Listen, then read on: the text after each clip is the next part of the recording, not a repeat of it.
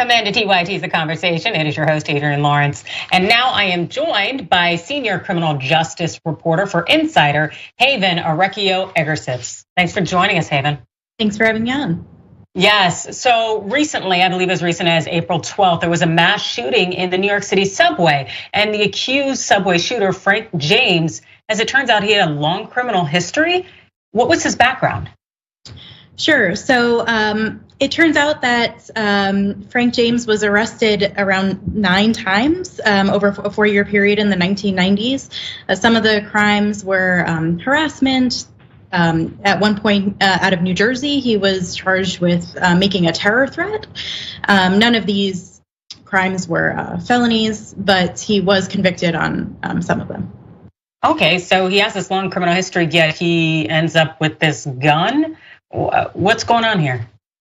Yeah, so I'm sure you know, in the US, gun laws are different in every state and they're very complicated, but on a federal level, you cannot buy a firearm from a licensed dealer if you have a felony conviction. He did not have a felony conviction. He had plenty of other charges though. And so in Ohio, he was able to walk into a federally licensed gun shop and buy a gun.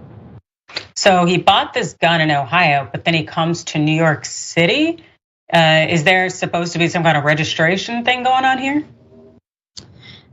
He did not have an issue doing so. I mean, he owned the gun legally and he brought it to New York. All right, so Frank James gets this gun in Ohio, brings it to New York, and as I understand, this is something that is kind of one of the holes in the system here because he has this long criminal history, but nothing is a felony. What's getting done about this, or what's the conversation? So a lot of experts will note that most mass shootings are actually with legally owned firearms. So you might not have a violent felony conviction, but that doesn't mean you won't commit one in the future. A lot of experts say that one of the most important things to do on a federal level is to enact a law that if you're displaying sort of violent tendencies or a threat to yourself or others. Of course, most gun deaths in America are actually many of them are suicides. So your family would be able to go into a court and petition the court to make it illegal for you to buy a firearm. So especially in light of this, when Frank James had a long, open record online of just making horrible threats and saying terrible things in his social media videos, that law would have been helpful. Yeah, it sounds like it would have been pretty helpful, especially for the individuals who were on the subway that day, as I'm quite certain it was very, very terrifying for them. And also for many of us in society who think about individuals who don't seem to be the most balanced and seem to be in the social media space advocating for harm to others or something that puts us for fear that they're going to harm others, yet they can easily go get guns. What can be done? Well, that's what experts are pushing for, or advocates for gun safety at least. They do feel that the state system, where laws are dramatically different, across the country, it's not helpful because you can, of course, like what happened, buy a gun in Ohio and bring it to New York City. So that's what people are pushing for. Wow. And so in your research and talking to these experts, where there were, I believe, from Giffords Law Center, and what more are they saying in addition to maybe changing some of these laws? What more could be done? Well, they're really advocating for law changes. That's their primary goal. They also say that we have a societal issue here. In the US, there are more guns than people. So even if he wasn't able to go into this Ohio gun shop and legally buy the firearm, it wouldn't have been too difficult to go out and illegally find one. So we need to, experts from Giffords say, and other gun safety advocates say that we need a societal shift where we don't think that guns keep people safe. No, it definitely doesn't seem to be. It seems that we're harmed more by guns than we're protected by them, in part and virtually because we have so many of them. And I know that there is a lot of talk, at least possibilities of the Supreme Court in terms of its dealing with Second Amendment issues. But I guess when it comes to the reporting and the research that you do, what do you think is on the forefront for this issue? I think individually states are continuing to make change on a small level. I know that the popular change is that it's a red flag law. It so if somebody in your family is seeming unhinged or they seem like they're a danger to their own life, you can petition the court. So more states are moving in that direction as well.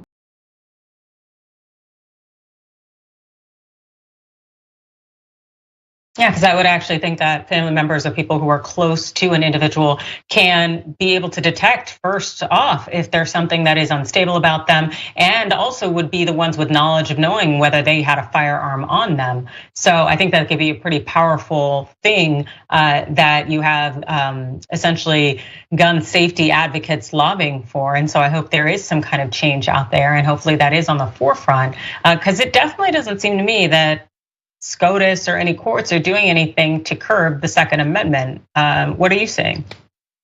I mean, I think that there's a huge lobby that pushes back on the other side. There's calls for freedom. There's rhetoric that people, if the guns are out there, people are going to get them illegally. But of course, as we're seeing, that's not really how it works in situations of mass shootings, at least. In terms of these unique situations, are there anything else that's very unique to mass shootings when it comes to firearms? Well, firearms, this case was actually a 9mm Glock handgun, but a lot of mass shootings are AR-15 guns, so this was unusual in that case. And in terms of AR-15s potentially being banned or limited in some way, are you seeing any movement as far as it concerns that? Because it seems like, why would you need an AR-15 type weapon in this modern day and age? Yeah, there's huge pushback against AR-15 type weapons from gun safety advocates and some politicians. I'm not sure how far that will get. Yeah, I'm not either, but I know it's extremely dangerous, and also seeing what has been done with the Second Amendment in terms of whatever its original intent was, as opposed to kind of the modern day agenda and how courts have interpreted it. It's kind of scary because we are effectively killing each other and killing ourselves, and no one's curbing that because it advances capitalism. But that is a conversation for another day. But we also saw with family members who are who've had loved ones die and victims of shooting, particularly when it comes to school shootings, that there are gun manufacturers being held accountable to a certain extent. We saw that with, I believe, Remington out in Connecticut. And so it makes me wonder, is that a potential avenue that will help advance gun safety when you start holding these manufacturers accountable? What are your thoughts? I believe that might be a quicker route for a lot of victims of these high-profile shootings than waiting for legislation to pass. Yeah, it definitely seems like it could be a possible avenue. But then again, when you have a lot of these companies with billions and billions of dollars and the ability to file for bankruptcy, as I believe Remington did, when they were facing the litigation, then we're going to have loopholes and things are not necessarily going to advance other than increasing a death toll. But in terms of your work and what you're doing and what you're looking into next, what is on the forefront? So I've been covering the court case. I was at the crime scene, of course, but I was also at the arraignment. So I'm just keeping an eye on how that progresses and what other details that come out from this case. And that's for the court case for Mr. James? Yes. Fantastic. And have you learned anything unique about the gentleman? We do know that he turned himself in and that he waited for police. Yeah, so there was a massive manhunt in New York. As you said, we were terrorized. People did not want to take the subway, but we learned that he was using public transit for the next day to get around New York.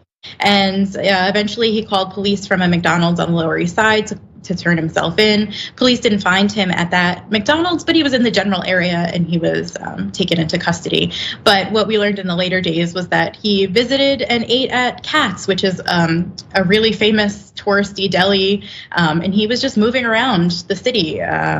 So that was, kind of shocking. Yeah, and has there been any indicia of a motive? Well, the law enforcement haven't identified a motive, but it was pretty clear on his social media accounts that he had these really enraged thoughts about a whole lot of topics. One thing that he brought up quite a bit was homelessness on the subways. And he was really upset about homelessness on the subways and even at one point referenced, violence.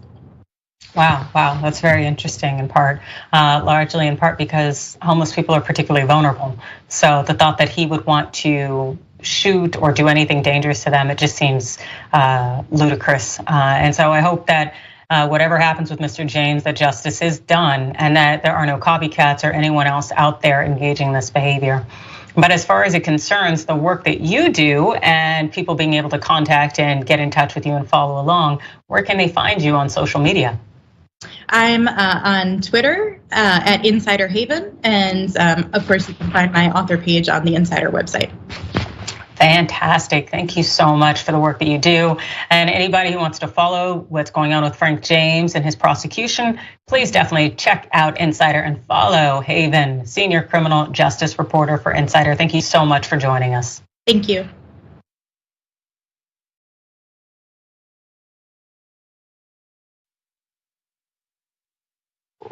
Hey, it's Adrienne Lawrence with more of the conversation, and we are going to continue our conversation about guns.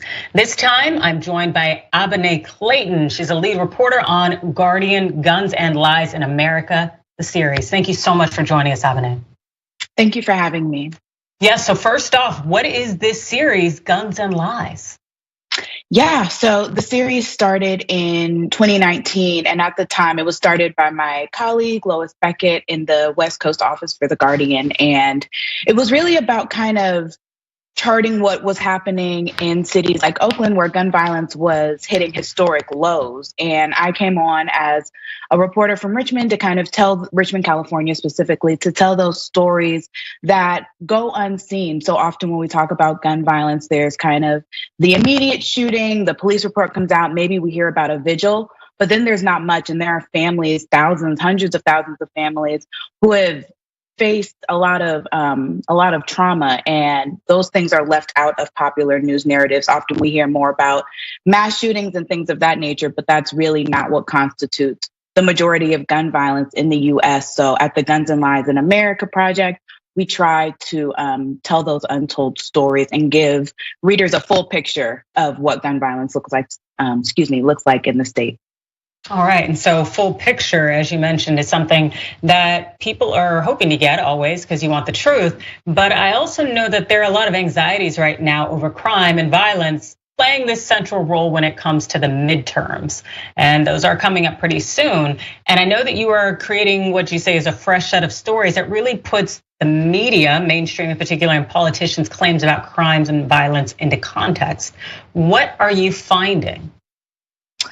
Well, one of the most interesting things that's come up in the last couple of years is that there has been an increase in gun violence, but it's been talked about in the context of this crime wave that has a lot of political facets to it. So we are trying to create and put out stories that go beyond those narratives, that can include data and are fact-based, but also talk about the people who are being most impacted, which in the United States tends to be Black, Latino, and lower income folks. So those are the things that we try to uplift and dispel, myths and rumors about the reasons behind gun violence are and the solutions for them, and try to bring a more holistic picture to the conversation.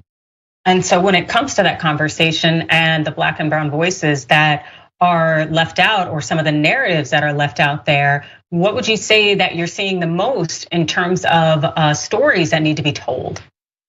I think one thing that mainstream media, if you will, I work for The Guardian, so I don't know that I can call out mainstream media, but one of the things that I notice a lot is there's a myth that Black, Latino, lower income folks are either apathetic or complicit to gun violence that happens in their communities. And that's not the truth. That for some reason, the folks who are most impacted by gun violence are impacted because they chose to live in a bad neighborhood or because they weren't good parents. And these sort of myths and stereotypes make it difficult for people to get the services and the resources they need. It makes it difficult for folks to get the empathy necessary for there to be a kind of consensus among voters and folks in the US that we need to dedicate resources and legislation to making sure that those who are the most harmed by gun violence are also at the center of the conversations around solutions.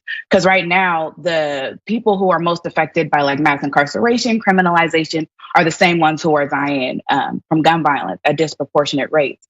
And a lot of the times, the solutions brought forth, don't come from these communities. So they usually lead to more surveillance, more incarceration, and a larger police presence, which doesn't necessarily make everyone safe and isn't necessarily going to lead to justice, which really is and I think should be the goal when we're talking about how to address gun violence. Absolutely, and I would like to say, creating more avenues for viable options when it comes to people's economic opportunities, as well as just ensuring that people have the social services, as you mentioned, people not getting the services that they need and that they should be entitled to as members of our community. But unfortunately, we see these race, class, and I'm sure even to some extent gender biases come out and come into play when individuals who are Black and brown from these communities suffer and maybe lose their life or lose loved ones as a result of gun violence.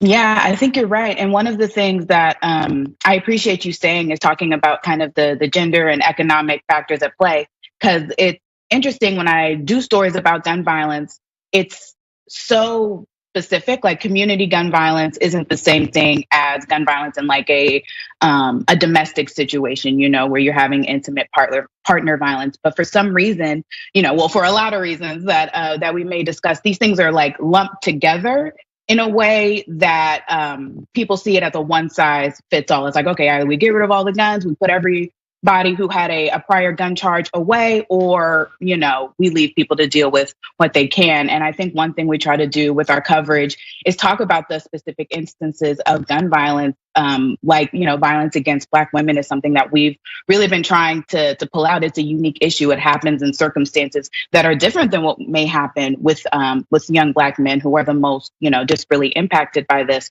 But we don't pull those kind of stories out. We make it seem like the communities that are impacted by this are like a monolith, and every instance of gun violence is one thing or another, when in fact, each one is unique and requires a very specific set of answers, and needs accountability from everyone from police to DAs to service providers. But if you don't talk to the people most impacted, you won't know what systems they interact with and what needs to be fixed.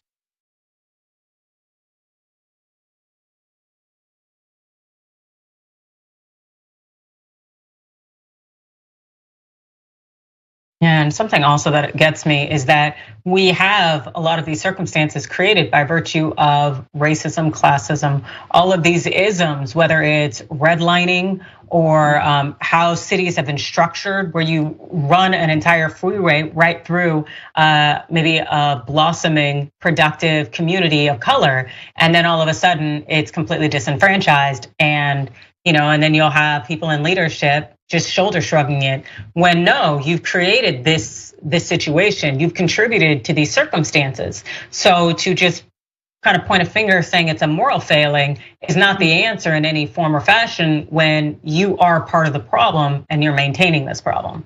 But also to kind of build off of more of what you were speaking about when it comes to Black women in particular, which made me think of victimhood and how Black women are rarely seen as being the victim. And I know you looked into this issue of who gets to be a victim. What have you finding?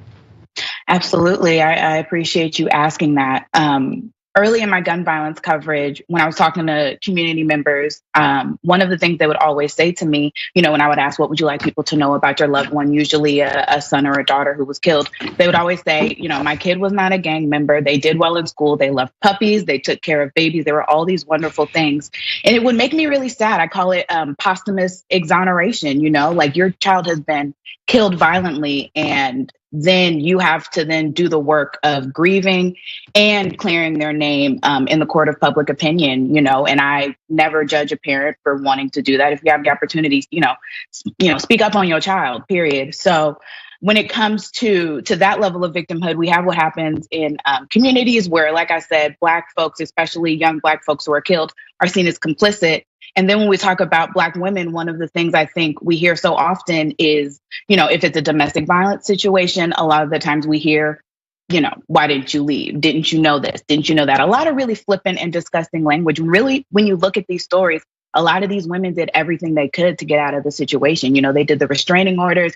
They tried to get, guns taken. They went through every recourse, but still these systems did not protect them. And I feel like that is lost in these conversations. And to be a victim, can sometimes, some people kind of bristle at that term, and I understand why, but there's a part of victimhood that leads to like lionization. Like when we talk about families who have been impacted by school shootings, that lionization of their survivorhood, of their victimhood leads to change. It leads to national platforms, and it leads to being seen as someone who's like, yes, I was hurt, and now my mission is to make sure this doesn't happen to other people. But if you're never seen as like fully human or a victim or an innocent victim, let alone, that doesn't happen for you. And then these stories continue to be like pushed to the back burner, and only the people who know what's going on and care what's going on are talking about it. But like I said earlier, to get a critical mass of people who care and to get movement on this, it needs to just be like de facto. If someone is shot and killed, that person is a victim. Looking into their past, trying to pick things apart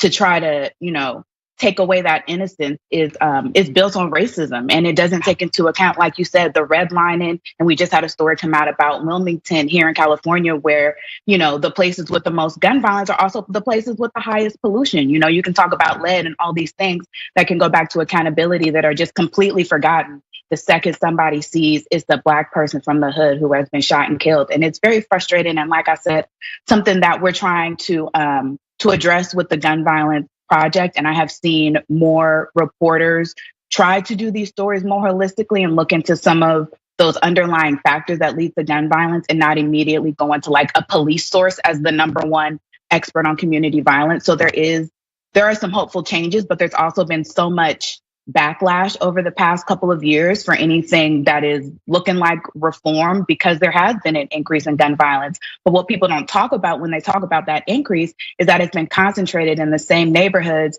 that have been dealing with redlining, disparate levels of pollution, underinvestment in schools. And nobody talks about that, and it's something that needs to change. And I see progress, but there's room for more, of course. Absolutely, without question. And to be able to tell these stories and through a lens that shows individuals' humanity and actually invest in them, that's something that mainstream media, and I think no matter where you work for, you can call it out, because the fact is that we know that media is 70% plus white and male. And so we have this system that's built on patriarchal white supremacy. And as a result, certain lives are valued more than others, and certain lives aren't even seen as being lives and having any kind of humanity in them. And so the coverage is something reflective of that. So thank you so much for what you're doing in terms of covering these voices and these stories and how people are impacted by gun violence. I very, very much appreciate it. And for those out there who want to follow you and check out your work, where can they find more? So you can find my Twitter. It's Abene, spelled ABENE_rights, as in the words right. And if you look up my first and last name, Abene Clayton, on The Guardian, all of my, sad and encouraging stories will come up. Thank you so much. It's Abene Clayton, lead reporter on Guardian's Guns and Lies in America series. Thank you again, Abene. Thank you for having me.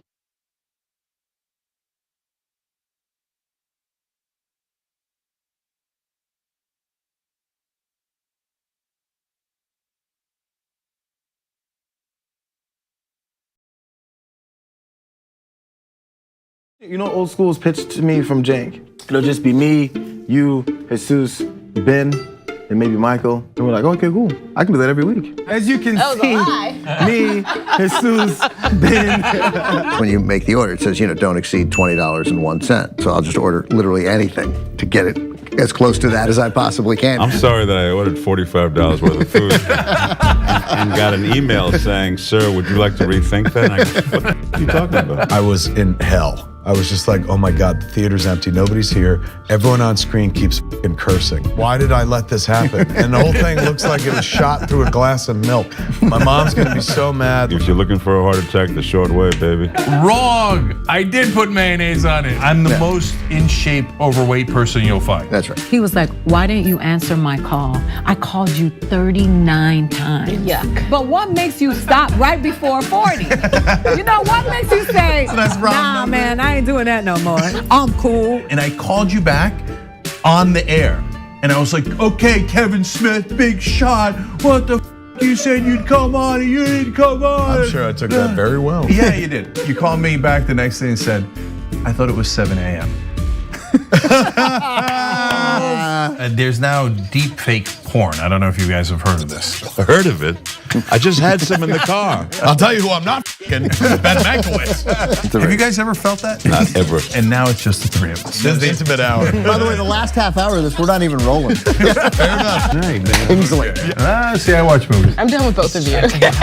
Once Greg starts laughing, I can't stop. And I was just gonna ask you about getting high. Snoogans, Snoochie Boochies. And members, of course, you can get the whole damn thing. TYT.com, join, and free trial. I'm old school with the old folks. Good John, come back! This is where it all began for many elected progressive leaders. The Young Turks was one of the few media outlets to cover the races of Alexandria Ocasio-Cortez, Jamal Bowman, Cori Bush, Rashida Tlaib, and many, many more. We know a great majority of the country is actually progressive, and TYT is here to amplify these issues so that we can have better policies that a majority of the country actually supports. We want to drive positive change, and then we've been doing that for 20 years here. That's why we're launching Canvas 2022, a campaign to get out the vote and amplify progressive candidates, the progressive agenda, and their primary races. The midterm elections are fast approaching, and we know mainstream media won't cover progressive voices, but because the TYT audience is too strong, we can make a difference in the midterm elections to help progressives get elected and make sure our priorities are heard. Support our mission to drive positive change. Visit tyt.com/canvas2022. Field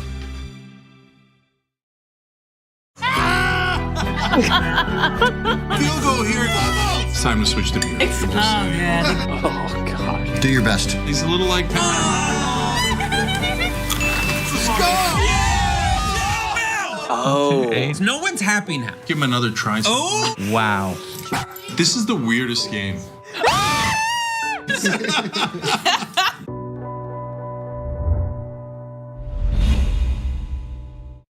Public opinion, your opinion, has zero effect on public policy. The richest people in the country, their opinion has a direct effect. Leslie Byrne, a Democrat from Virginia, describes that when she went to Congress, she was told by a colleague, quote, always lean to the green. And to clarify, she went on, he was not an environmentalist. Our government actively serves the richest and the most powerful and turns its back on everyone else. Finally, end the corruption and get money out of politics and give us back our democracy.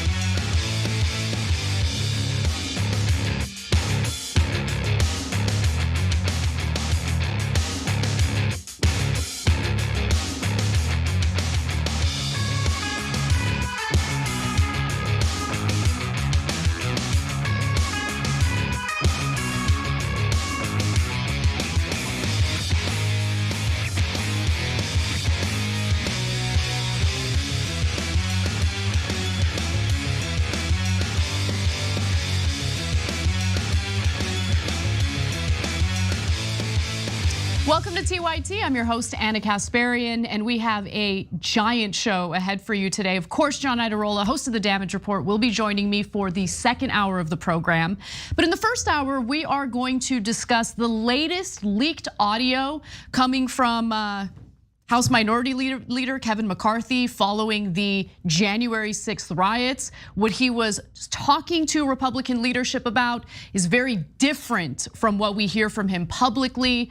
And so while he was willing to essentially rip Congress members like Matt Gaetz and Marjorie Taylor Greene behind the scenes, publicly he went out of his way to defend them. You do not want to miss that leaked audio. We'll talk about that in more detail in just a few minutes. We're also going to talk about some pretty interesting fluctuations in follower counts for people on the left versus people on the right. And this is of course having to do with Twitter and some of the changes that we're noticing. What's behind it? Well, Twitter has released a statement about it, but I do want to just let you guys know that I want to talk about that story in a more hopeful tone, because I think there's a lot of panic happening right now in regard to Elon Musk buying Twitter.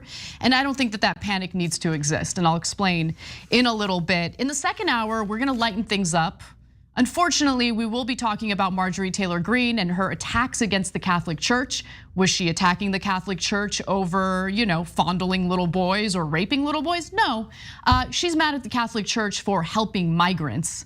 So we'll give you the details on that. But as always, just want to encourage you guys to like and share the stream if you're watching us online, or hit the join button if you're watching us on YouTube. Become a member so you can check out all of the exclusive content that's available to our members and our members only.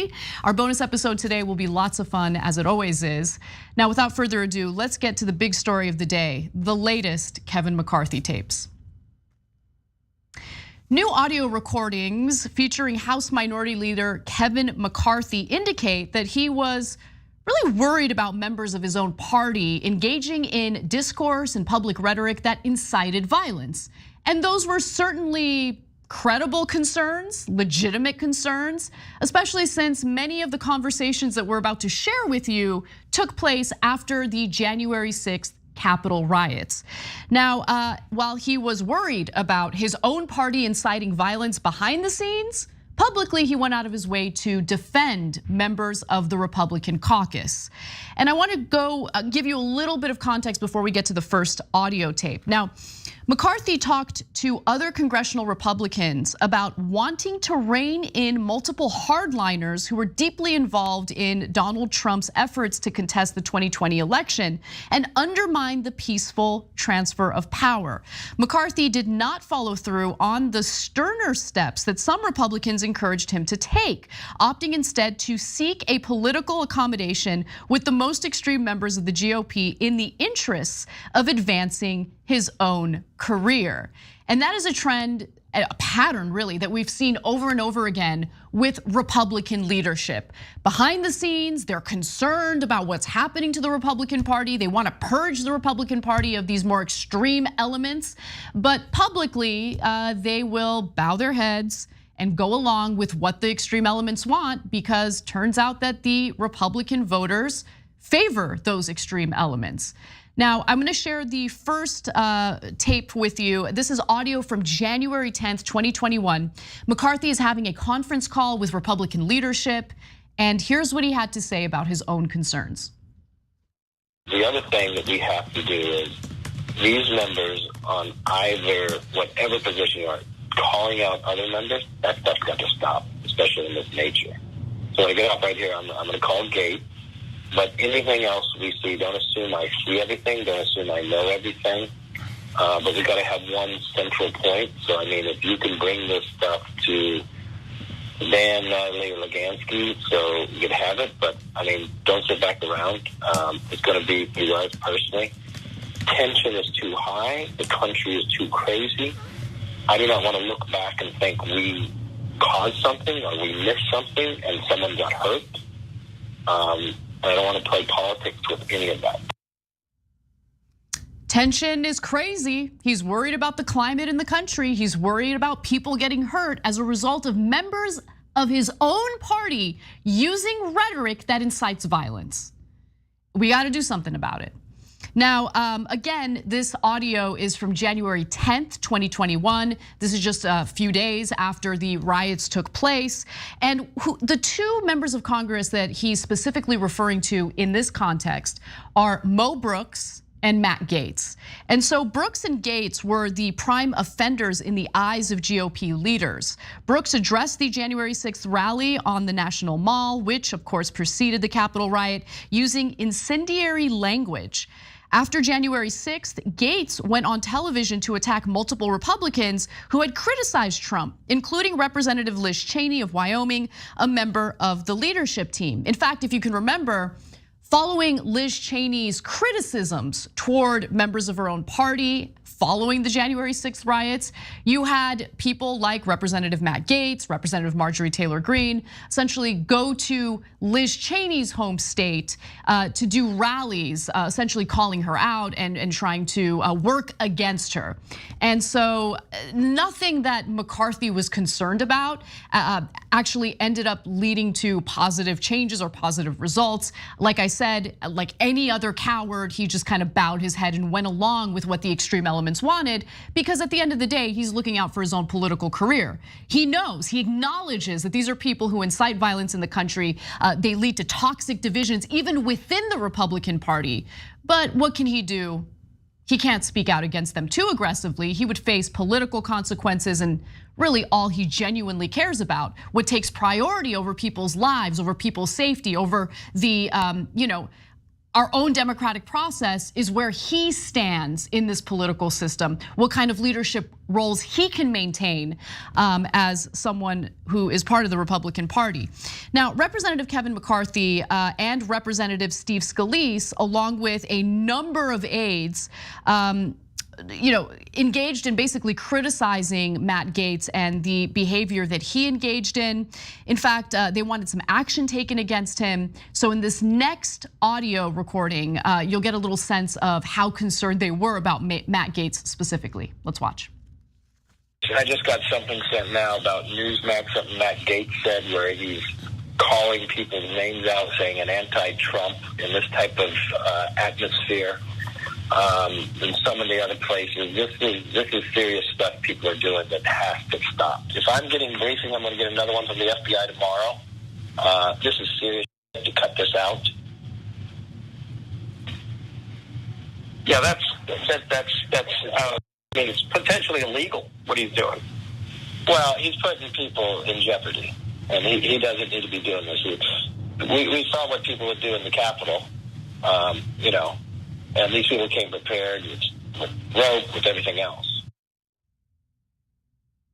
What Matt Gaetz is engaging in is potentially illegal. Really interesting commentary there. Because again, this is what they think, a private conference call with Republican leadership. So they don't think that any of this is ever gonna get out. But the New York Times obtained audio of this conference call from someone who provided that audio to them, by the way. And turns out that now we know for sure that you have Republican leadership saying one thing privately and then defending the problem publicly. On January 10th, during this call, McCarthy said he planned to speak with Gaetz and ask him not to attack other lawmakers by name. The following day, in a larger meeting for all House Republicans, McCarthy pleaded with lawmakers not to incite, but rather to respect one another. So we've got one more piece of audio to get to. Let's take a listen to that, and then I'll fill in the blanks. The briefings that I'm getting, you can incite something else. The country is very divided, as we know this. Let's not put any member, I don't care who they are, Republican, Democrat, or any person not even in Congress. Watch our words closely. I get these reports on a weekly basis. I've seen something I haven't seen before.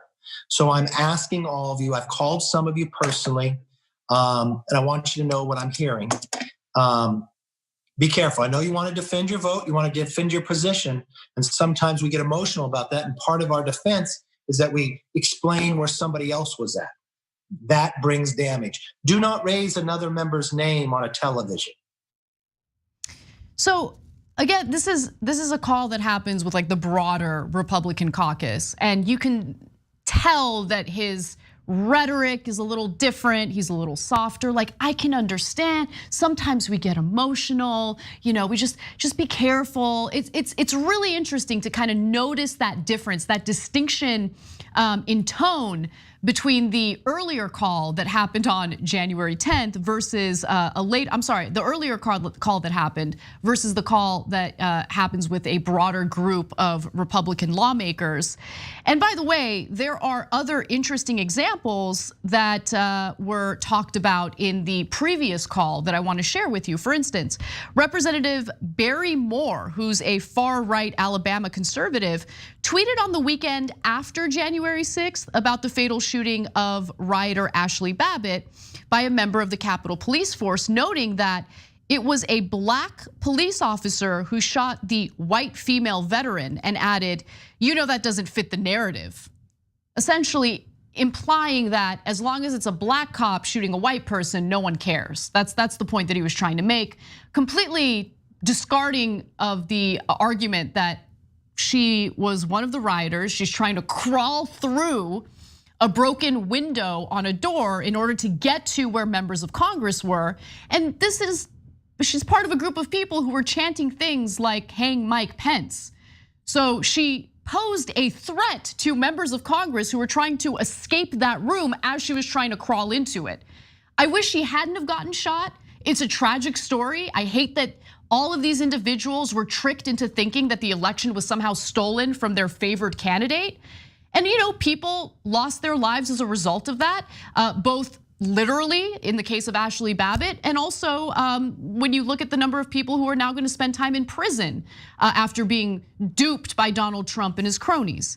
But nonetheless, immediately after that comment was read aloud on the call, McCarthy expressed a wish that the big social media companies would ban some members of the Republican conference, as they had done with Trump after the insurrection. Can't they take their Twitter accounts away too, McCarthy asked? Can't they just take their accounts away too? Please, Twitter, please ban these extreme right-wingers from our party. Please do it. But publicly, the message is very different. Publicly, the message is, the left is trying to silence and censor. They're so censorious, the left. Behind the scenes, McCarthy's like, yo, can we do something about these Twitter accounts? A little bit of a problem. But publicly, and that's the point, publicly McCarthy does what he's told, like a good little boy. He does what he's told because he's willing to swallow his pride if that means he can maintain a position of power within the Republican Party. Is that what a leader does? Does a leader bow his head to individuals who threaten him, individuals who coerce him, individuals who he knows happen to be not only bad for the Republican Party, but bad for the country? Is that what a leader does? I mean, this country is run by a bunch of pathetic puppets, narcissistic, self-interested fools who have no interest in real leadership, but are willing to take orders from the worst people in this country just so they can maintain their position of power. And that's who Kevin McCarthy is. And again, in the end, McCarthy really did nothing to reprimand or censure or essentially serve consequences for people who he fears are inciting violence in the country. In his determination to become Speaker of the House after the 2022 elections, McCarthy has spent much of the last year forging a closer political partnership with the far right, showing little public concern that his most extreme colleagues could instigate bloodshed with their overheated or hateful rhetoric. The Times continues to write that in recent months, they give specific examples, McCarthy has opposed punishing Republican members of Congress who have been accused of inciting violence, including Representative Marjorie Taylor Greene of Georgia and most recently, Representative Paul Gosar of Arizona, who posted an animated video on social media that depicted him killing Representative Alexandria Ocasio-Cortez of New York. McCarthy also ignored a remark by Brooks, Mo Brooks, of course, last year when, after a man was arrested in connection with a bomb threat to the Capitol, the Alabama Republican said he understood citizens' anger directed at dictatorial socialism and its threat to liberty, freedom, and the very fabric of American society. And really, that's the other thing I want to talk about just briefly. Not only are these Republicans insanely weak, not only are they cowards, and you can tell I'm trying to hold back from using certain words that I can't use on the show, they're also just woefully stupid. To look at this country right now, a country that effectively has no real federal social safety net for people, and claim that it is a socialist country under the leadership of Joe Biden is laughable. Joe Biden, the president who told the Wall Street donors who were funding his primary race that nothing will fundamentally change. That guy is a socialist, really? So either Mo Brooks is just a liar, which is, I mean, that's certainly the case. But I think he's also incredibly stupid because so many Republicans are somehow convinced that we live in a socialist country. A socialist country, by the way, that has tens of thousands of people living on the streets in Los Angeles alone, which is considered a democratic utopia. We have no real social safety net for people in this country. We have no support for young couples who want to start a family. How is this a socialist country again? I just want one reporter to ask that question. Can you please define what socialism means to you? And then after they spout whatever nonsense they spout, ignorant garbage, I would like the journalists to maybe show them or tell them what socialism actually means. It is amazing that this country is run by people like this. But anyway, that's a little bit of a tangent. Now, some of the Republicans who were discussed in those audio recordings have responded, including Representative Matt Gaetz, who says, while I was protecting President Trump from impeachment, they were protecting Liz Cheney from criticism. I don't really think it was about Liz Cheney. I think it was really about what the rhetoric coming from people like Matt Gaetz leads to. What we saw on January 6th didn't just happen in a vacuum. There were people inciting it within the Republican Party for months, really. With all these accusations of mail-in voter fraud, all this garbage that we were hearing over and over and over again, right-wing media colluding with these right-wing politicians to essentially spout a narrative that was not only inaccurate, but incredibly dangerous, which is why we now have 35% of this country that refuses to believe that the election was completely fair, that there was no voter fraud, and that Joe Biden, whether you like him or not, won that election. 35% of the country thinks that the election was stolen from Donald Trump. How are you supposed to unite a country like that? But dividing and conquering is the right wing's bread and butter. This is what they have engaged in for a very long time. They love to sell fear. That's what they do when it comes to various disenfranchised groups of people. They like to fearmonger about them, and that's how they win elections. If they had anything else to offer, they would focus on that. Instead, they provide this illusion of governing by focusing on fear-mongering about the others, fear-mongering about the election, fear-mongering about how rights are being taken away, guns are being taken away, transgender people are somehow taking your rights away. Just insane fear-mongering day in, day out. That is their bread and butter, and they'll continue to do it. And they'll lean into it harder in coming years because that's all they've got. What do you think they're gonna do? They're gonna try to make your life better? You think they're gonna focus on policies that are going to help alleviate some of the economic anxiety that Americans are facing? That would mean they would go against their corporate donors, and they got some fundraising to do. Mo Brooks also released a statement. Kevin McCarthy spoke before knowing the facts, Brooks said, adding that he did not recall McCarthy ever speaking with him directly about his speech. Well, it's probably telling the truth. I would not be surprised if McCarthy was such a coward that he couldn't even get himself to hit Mo Brooks up and have a conversation with him about his rhetoric. Just like a real leader would do, right? Bow his head, take orders like a little boy, because all he cares about is his political career. alpha males are not back. In fact, the one silver lining of the Trump era is it is abundantly clear now that all these strong men have always been cowards and they always will be. The only thing that makes it sadder is that Republicans, they will continue to not only maintain their power, but grow their power, because who are the opponents? Democrats.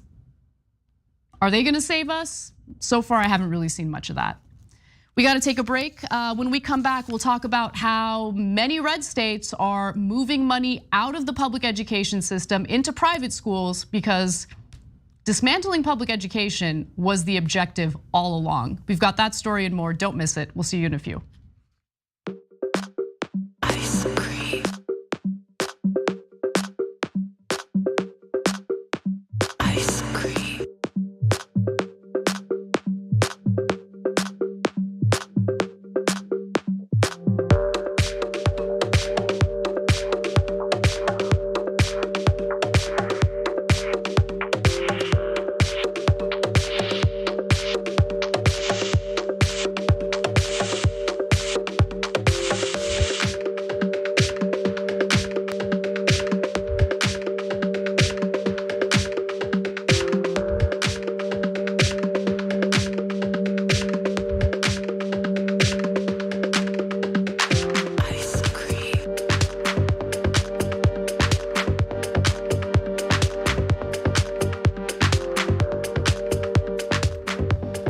Keep that music up. Keep. Ice cream.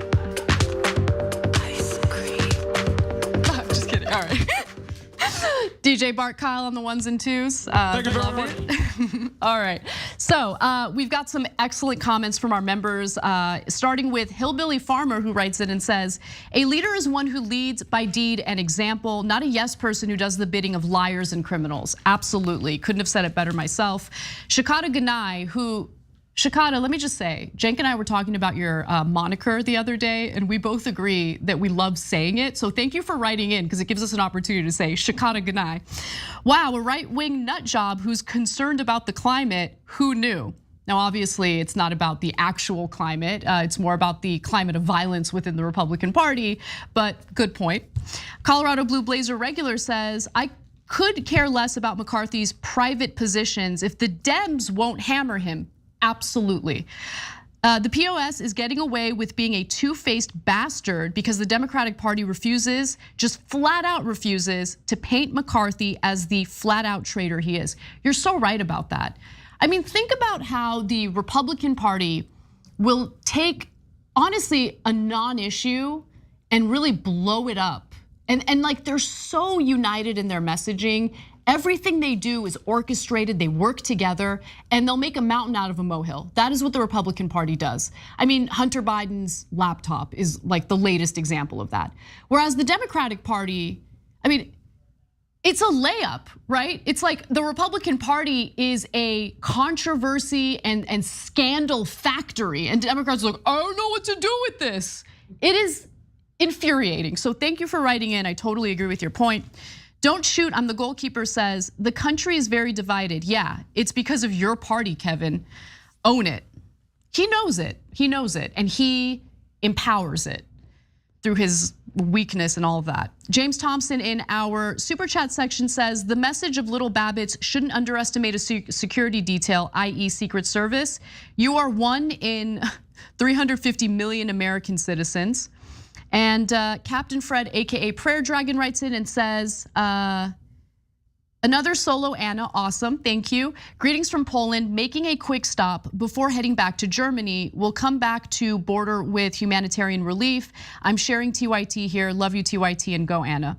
Chaplain Fred, we love you, stay safe. I'm so happy that you're doing this humanitarian work.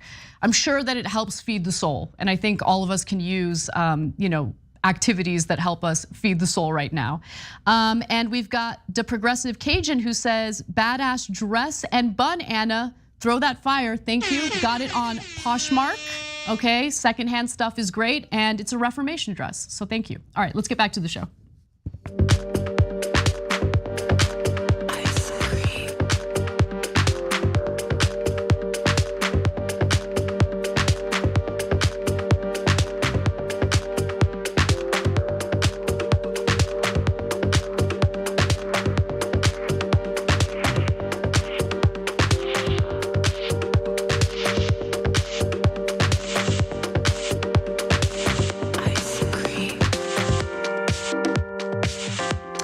Welcome back to the show. Thank you to everyone who's watching and supporting. And for anyone who has already liked and shared the stream, thank you, thank you, thank you. If you haven't already, it's a super easy way to help support the show. So please like and share the stream. And if you want to do a little extra, you can become a new YouTube member. Just click on that join button if you're watching us on YouTube, or if you're not a YouTube viewer, you watch us on some other platform, you can go to tyt.com/join to become a member. All right, let's get to our next story. This is an issue that I want you guys to be focused on because this is where I think the next war is at: privatizing public education. That is what the right wing has its sights set on. There's currently a nationwide war against public education, and that war is being waged by the right wing. In fact, a new report indicates that there's a new effort to privatize education in several red states, and they're doing so through legislation that would undermine public schools and replace them with voucher-supported public education. At the end of the day, the real point here is to cut taxes for the rich, and more importantly, to essentially turn the grade school model into a profitable model, opening this up for all sorts of bad actors to get involved and make a quick buck. And it's gonna cost you, it's gonna cost your kids when it comes to their education, and we need to strategize to fight back against it.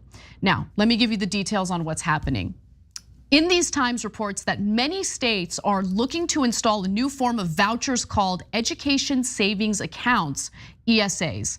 Like strategies to empower charter schools and introduce private school tax credits, ESA programs aim to remove local control of taxpayer dollars and redirect them to private interests with as little public oversight as possible, says public education advocate Amy Frog.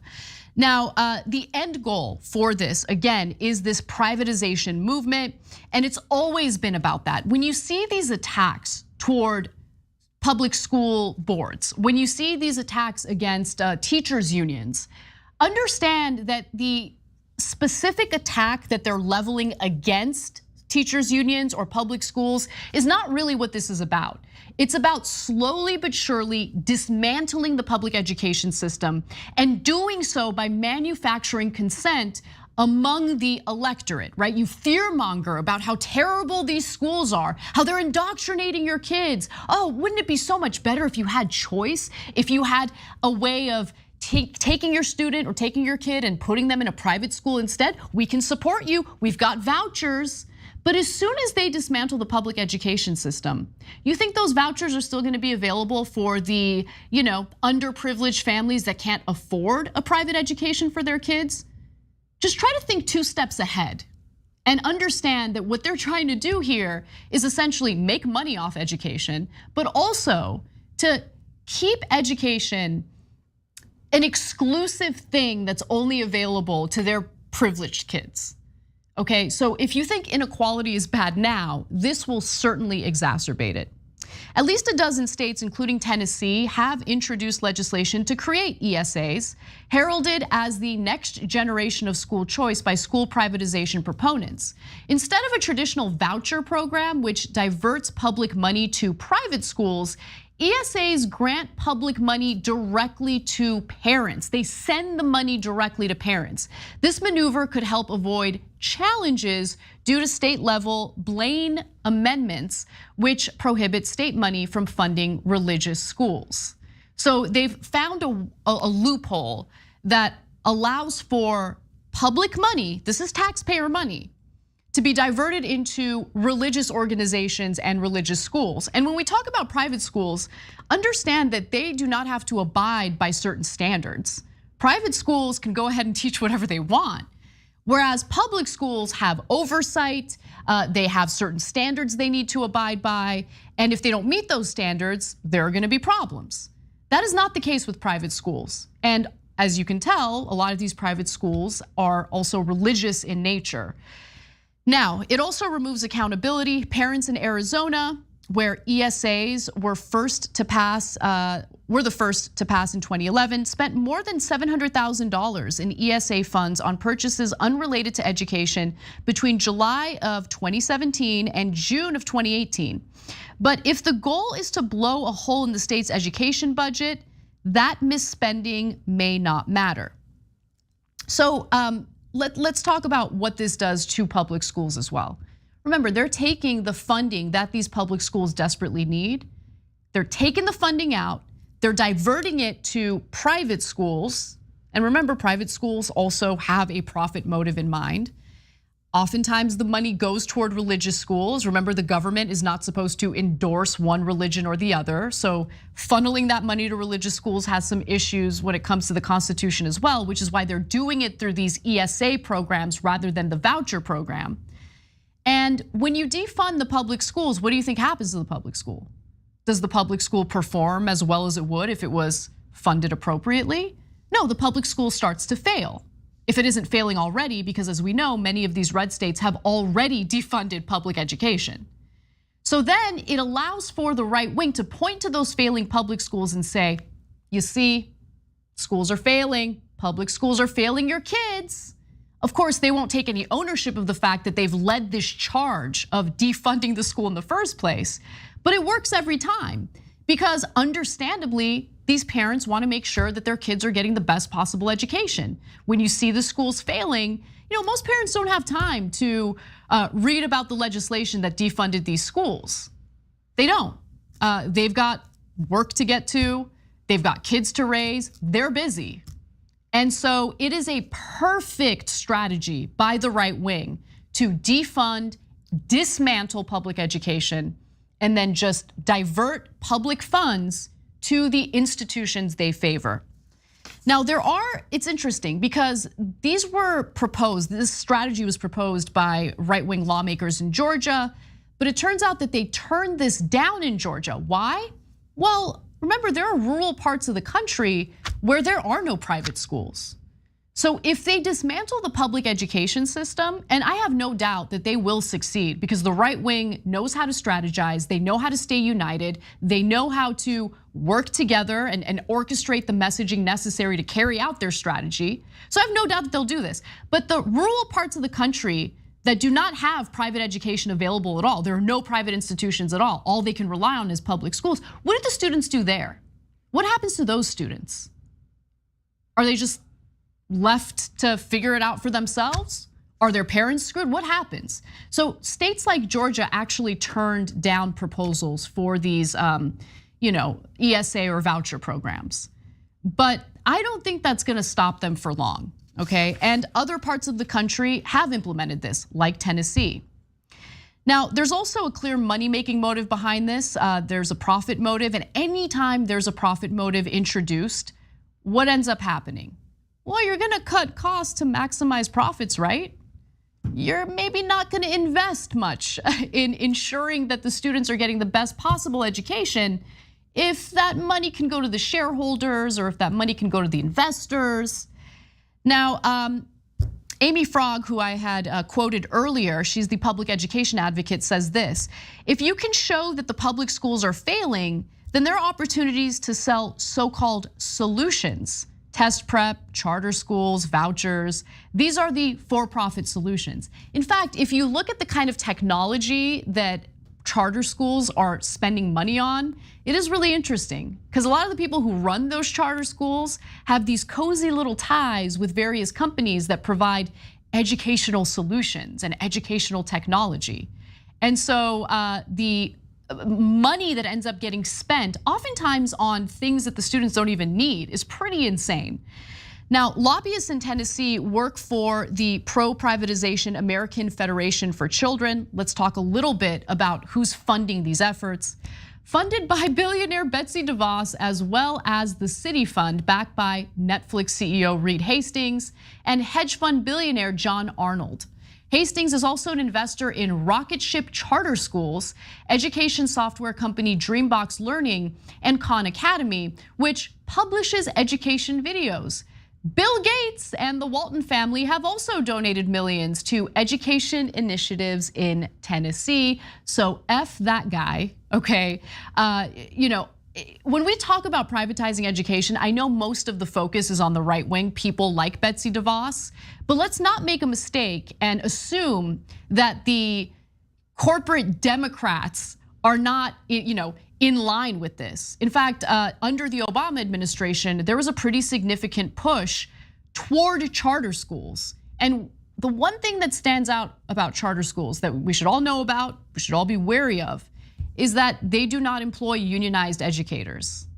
They want to be able to do whatever they want to cut the costs, not have to deal with certain labor, agreements, labor rules pertaining to union contracts. I mean, that's what this is all about. And what's amazing is educators, even unionized educators, are still not treated well in this country. They're not paid well. Their working conditions are not so great. Oftentimes they need to take money out of their own accounts in order to provide supplies for their students.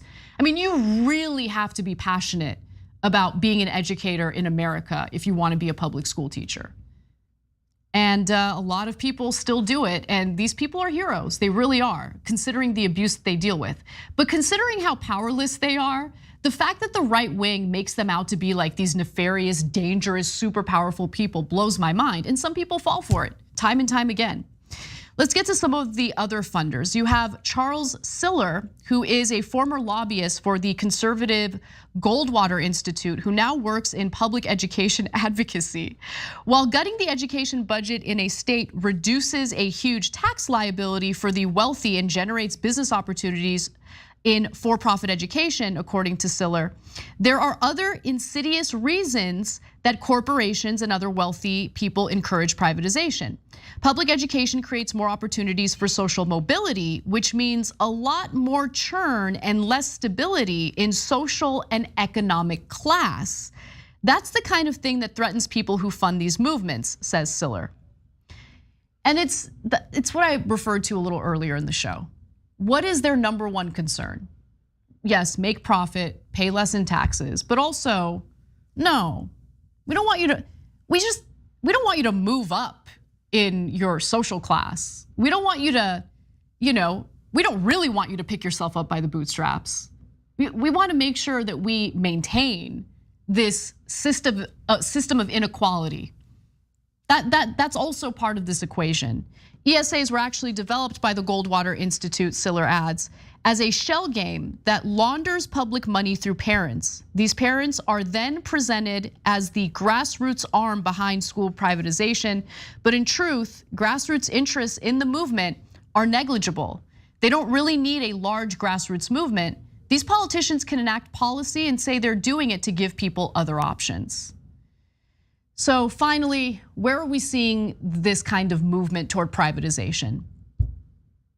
Outside of Tennessee, bills to adopt expanded ESAs have been in play this year in a number of states, including Alabama, Arizona, Colorado, Georgia, Idaho, Iowa, Kansas, Kentucky, Louisiana, Minnesota, Oklahoma, Oregon, Rhode Island, South Carolina, South Dakota, Utah, Virginia, and Washington. By the way, Washington, I don't really think of Washington as a red state, but they're moving toward privatization as well. And it's terrifying because I think they're gonna succeed. The reason why I think they're gonna succeed is because the left can't get its act together. Get off Twitter, stop with the infighting, strategize, work together, and figure out a way to counter what we're seeing right now. Because the right wing is winning on every front. They're winning when it comes to privatizing education. They're winning when it comes to taking over all these means of communicating on social media platforms. They're taking over. They control the narrative in many ways. And the reason why they're able to do it is because they think strategically. They might have some infighting behind the scenes, as we've shown you with Kevin McCarthy and what he's willing to say about members of his own Republican caucus privately. But publicly, they go out of their way to appear united. And I think that's important because they put strategy and winning above all else. And that pays dividends, clearly. Anyway, That took a long time to explain, so apologies for that. There was another story I wanted to get to in this segment, but have no fear, we're gonna take a brief break. And when we come back, I'll talk a little bit about what people have been experiencing on Twitter with their follow counts. These stories are usually pretty dorky and I roll my eyes at them, but there are some significant shifts. I wanna talk a little bit about it, but it has a hopeful message as well. Stick around, we'll share that story and more.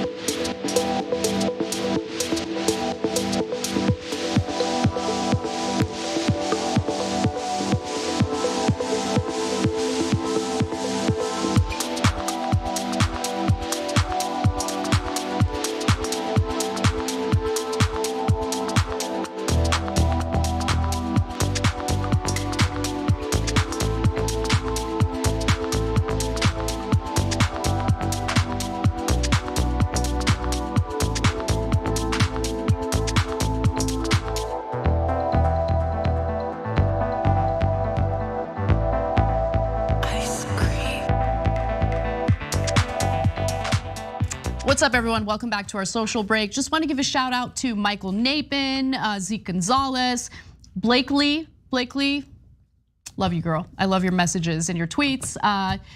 I don't get their messages in the doc here, but I do get them on Twitter. So I just want to show some love to the people who support us and watch us during our live show daily.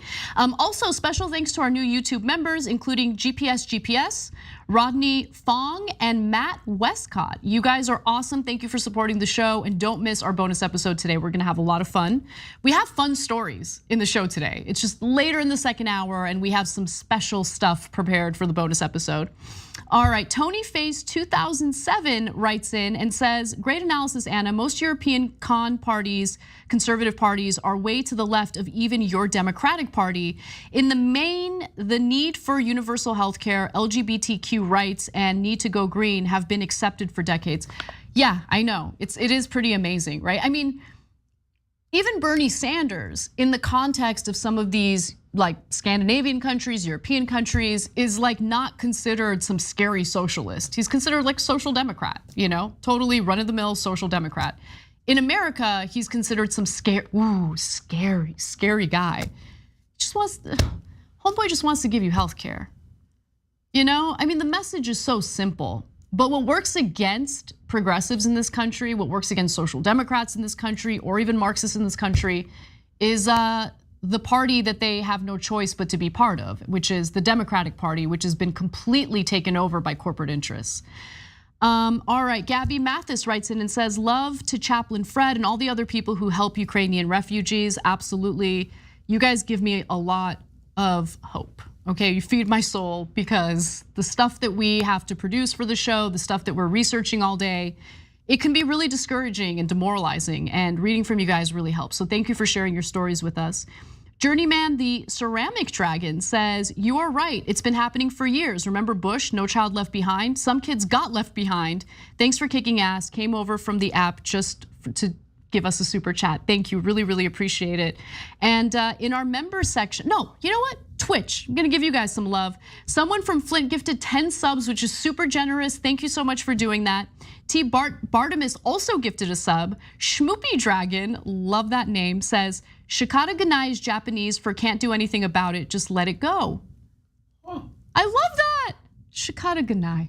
I'm gonna say that to Cenk when he gets all like, starts talking about the media, like, it's the mainstream media. You know what, Cenk? Shikata Ganai. All right, we gotta get back to the show. I'll see you all there.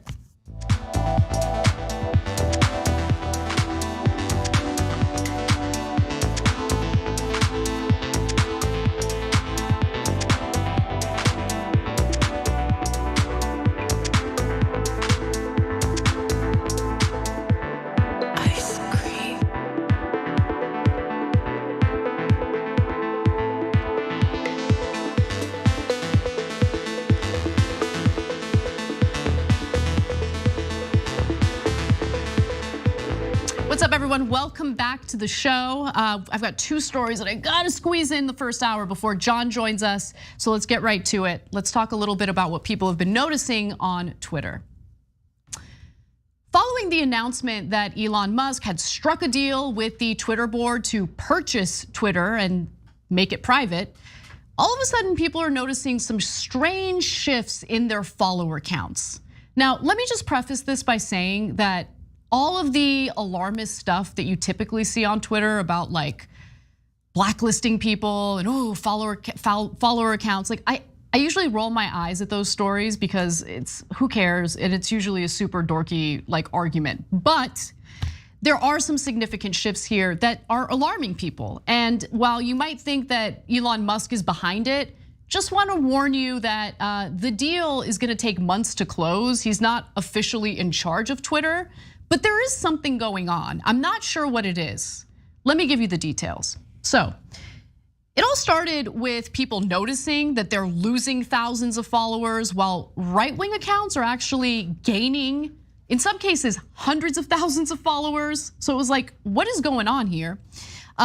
The Twitter account by Carolyn Orr Bueno explains in detail what people have been noticing, and she provides the receipts. So the first tweet is this: I'm looking at follower accounts among influential right-wing and left-wing Twitter accounts, and it appears that Matt Gaetz has gained more than 21,000 new followers since yesterday, far more than his daily average of 1,300. Now, you can see the date there. She tweeted that on April 26th. So the numbers have changed since, meaning he's actually grown his following even more since then. But let me give you more from the thread because I think that she illustrates what's going on really, really well. Ron DeSantis has gained more than 96,000 new followers since yesterday, nearly 18 times his daily average of 5,406 new followers. Okay, let's pause for a second. There aren't 96,000 people in the country that are like, ooh, in a single day thinking like, Ron DeSantis, governor of Florida, really want to, like 96,000 in one day? Like, no, I'm not buying it. Like either these are fake accounts, there's something weird going on, but let me give you more. Lauren Boebert has gained more than 43,000 followers since yesterday. That's more than 16 times her daily average of 2,600 followers. I don't even believe that she has 2,600 organic, real people followers a day either. But really, 43,000 followers in a single day, new followers in a single day? Okay. Donald Trump Jr. has gained more than 87,000 followers since yesterday. That's nearly 20 times his daily average of 4,500. Trump War Room has gained nearly 20,000 new followers since yesterday. That's more than 20 times its daily average of 968 new followers. I really appreciate that she shows the daily average so you can kind of understand how insane this is. Now, Twitter did respond to questions about what's going on, and we'll give you their answer in just a minute. But before we do, why don't we compare it to what's happening to prominent left-wing accounts? Let's take a look at the left side of Twitter now, starting with Rachel Maddow, who has lost more than 18,000 followers since yesterday. That's compared to her daily average of 223 new followers. AOC has lost more than 11,000 followers since yesterday. That's compared to her daily average of 468. And then you have Kamala Harris, who lost more than 16,000 followers since yesterday. That's compared to her daily average of adding 5,124 new followers. And I also want to just quickly remind you guys, or tell you guys, you might not know, Obama in a single day lost 300,000 followers. So there's a clear difference between right-wing accounts versus left-wing accounts. I think it might be a coincidence, it's likely a coincidence that this all happened, as soon as Elon Musk was announced to be the new, soon-to-be new owner of Twitter. And the reason why I say that is because again, like the deal it takes months to close. It's not like, all right, we struck a deal and then like literally immediately after that, he's in charge of everything. It doesn't work out that way. Now there's something awry, like something is going on. I don't know what it is. I'm not gonna lie and tell you that I know what it is. I don't know what it is. But these are the facts, this is what we're noticing. One thing that I do know for sure is that the excuse that Twitter gave makes no sense, and I'll tell you why. So Twitter did release a statement. While we continue to take action on accounts that violate our spam policy, no you don't, which can affect follower counts, these fluctuations appear to largely be the result of an increase in new account creation and deactivation, Twitter said in a statement. So they argue that all of this is organic, that in a single day, 300,000 people who follow Obama were so disturbed about Elon Musk owning the company that they all deactivated their accounts in a single day. I just don't buy it, I don't believe it. And allegedly in a single day, you have all these prominent right-wingers increasing their count significantly. Because all of a sudden, all these people decided to create Twitter accounts to follow people like Ron DeSantis. I don't believe it, I just don't believe it. Okay. But the reason why I'm bringing this all up is to say, who cares? Who cares? Elon Musk buying Twitter, yeah, it sucks. It sucks mostly because he's clearly not an advocate of free speech. He's an advocate of speech he likes. He's an advocate of speech that he's neutral toward. As we provided evidence yesterday, he is not an advocate of any speech that might hurt his bottom line at Tesla. He has gone after reporters, journalists, bloggers, anyone who's been critical of Tesla. When there were reports on Chinese social media indicating that Tesla was producing cars with faulty brakes, he hit up the Chinese government to try to get them to censor those reports on social media platforms. So look, you don't even have to think he's a bad guy, okay? Take good guy, bad guy out of the equation completely. Just think about everything in terms of incentives and disincentives. People, human nature, the things that motivate humans are incentives and disincentives. We know this. And for Elon Musk, yeah, he loves speech as long as it's not hurting him, because his incentive is to maximize profit for his businesses.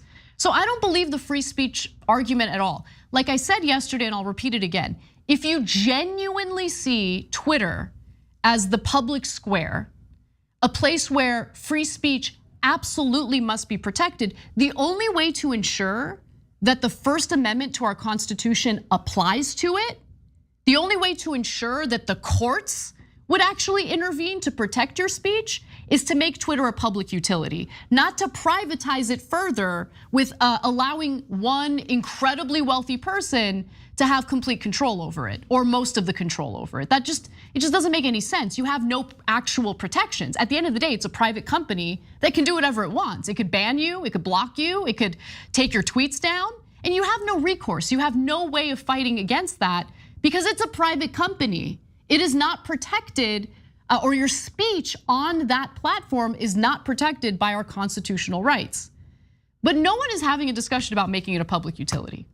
Anyway, putting that aside, the reason why I say it doesn't really matter is because Twitter is not representative of the American population.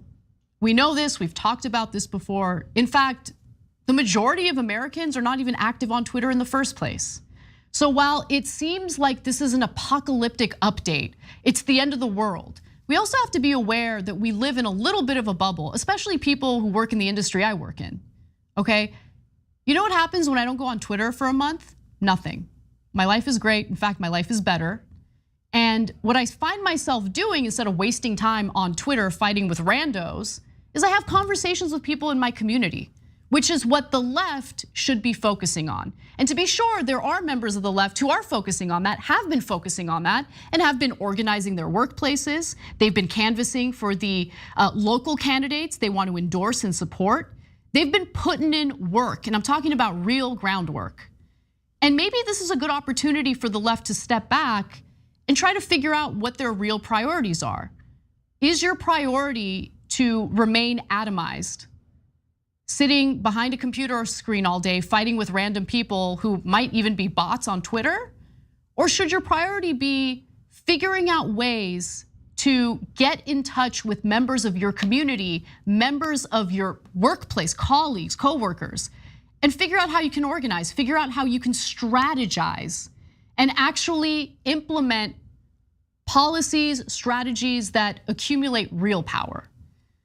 So let's get into a little bit of the demos here when it comes to Twitter. Hopefully this gives you guys a little bit of hope, because I don't think this is the end of the world. Twitter sucked to begin with. It might suck a little more, but who cares? You can get around that by finding other ways to communicate with people face to face, which is far more effective. So who uses Twitter? In February of 2021, it was found that 42% of adults in the United States aged between 18 and 29 use Twitter. So when it comes to young people, we don't even have 50% of them on Twitter. Most people are not on Twitter, okay?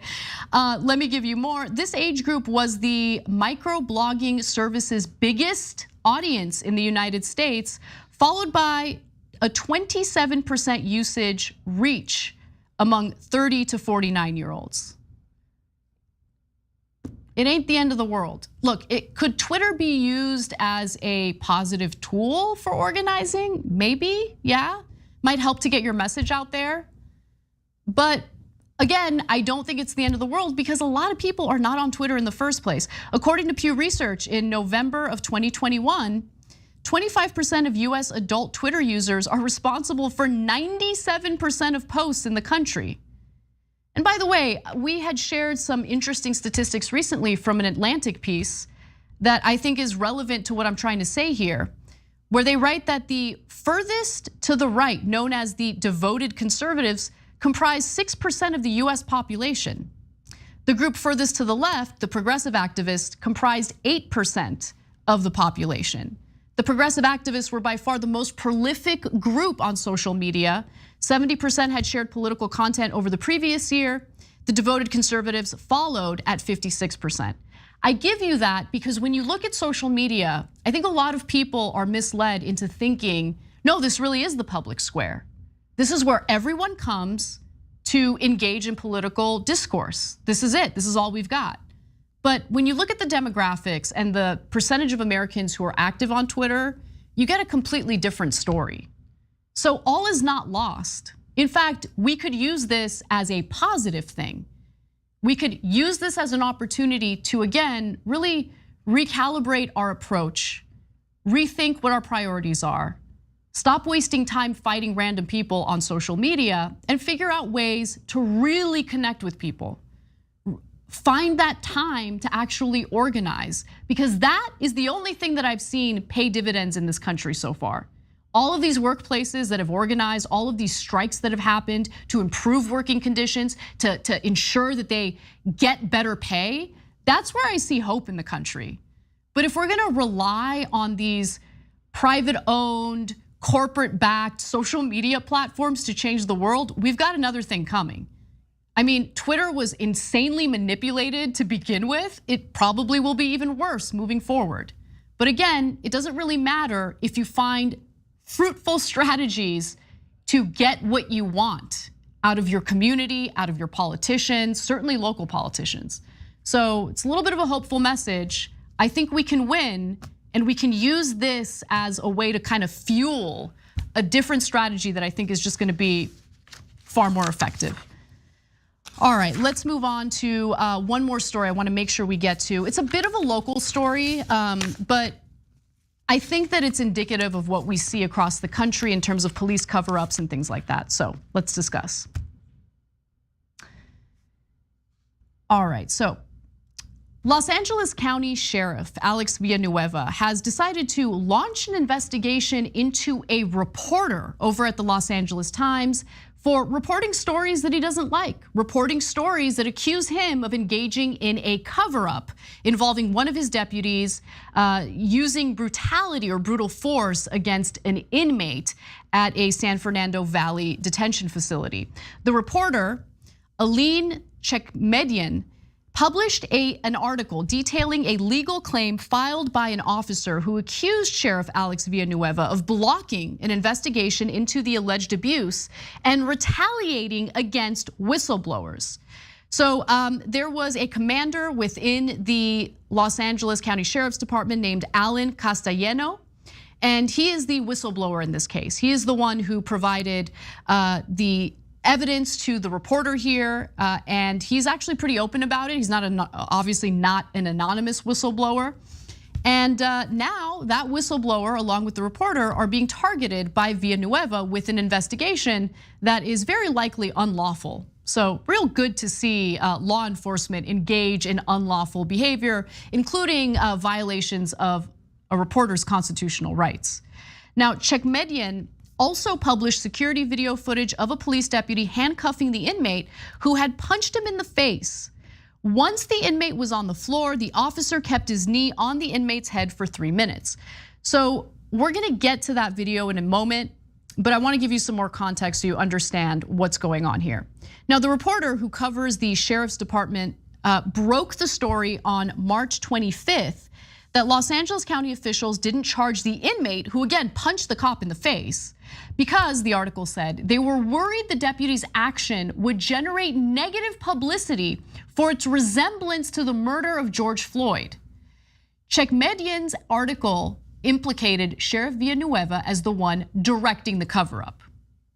So typically, if you have an inmate who punches a cop in the face, you're gonna want to refer that issue to prosecutors so they prosecute the inmate.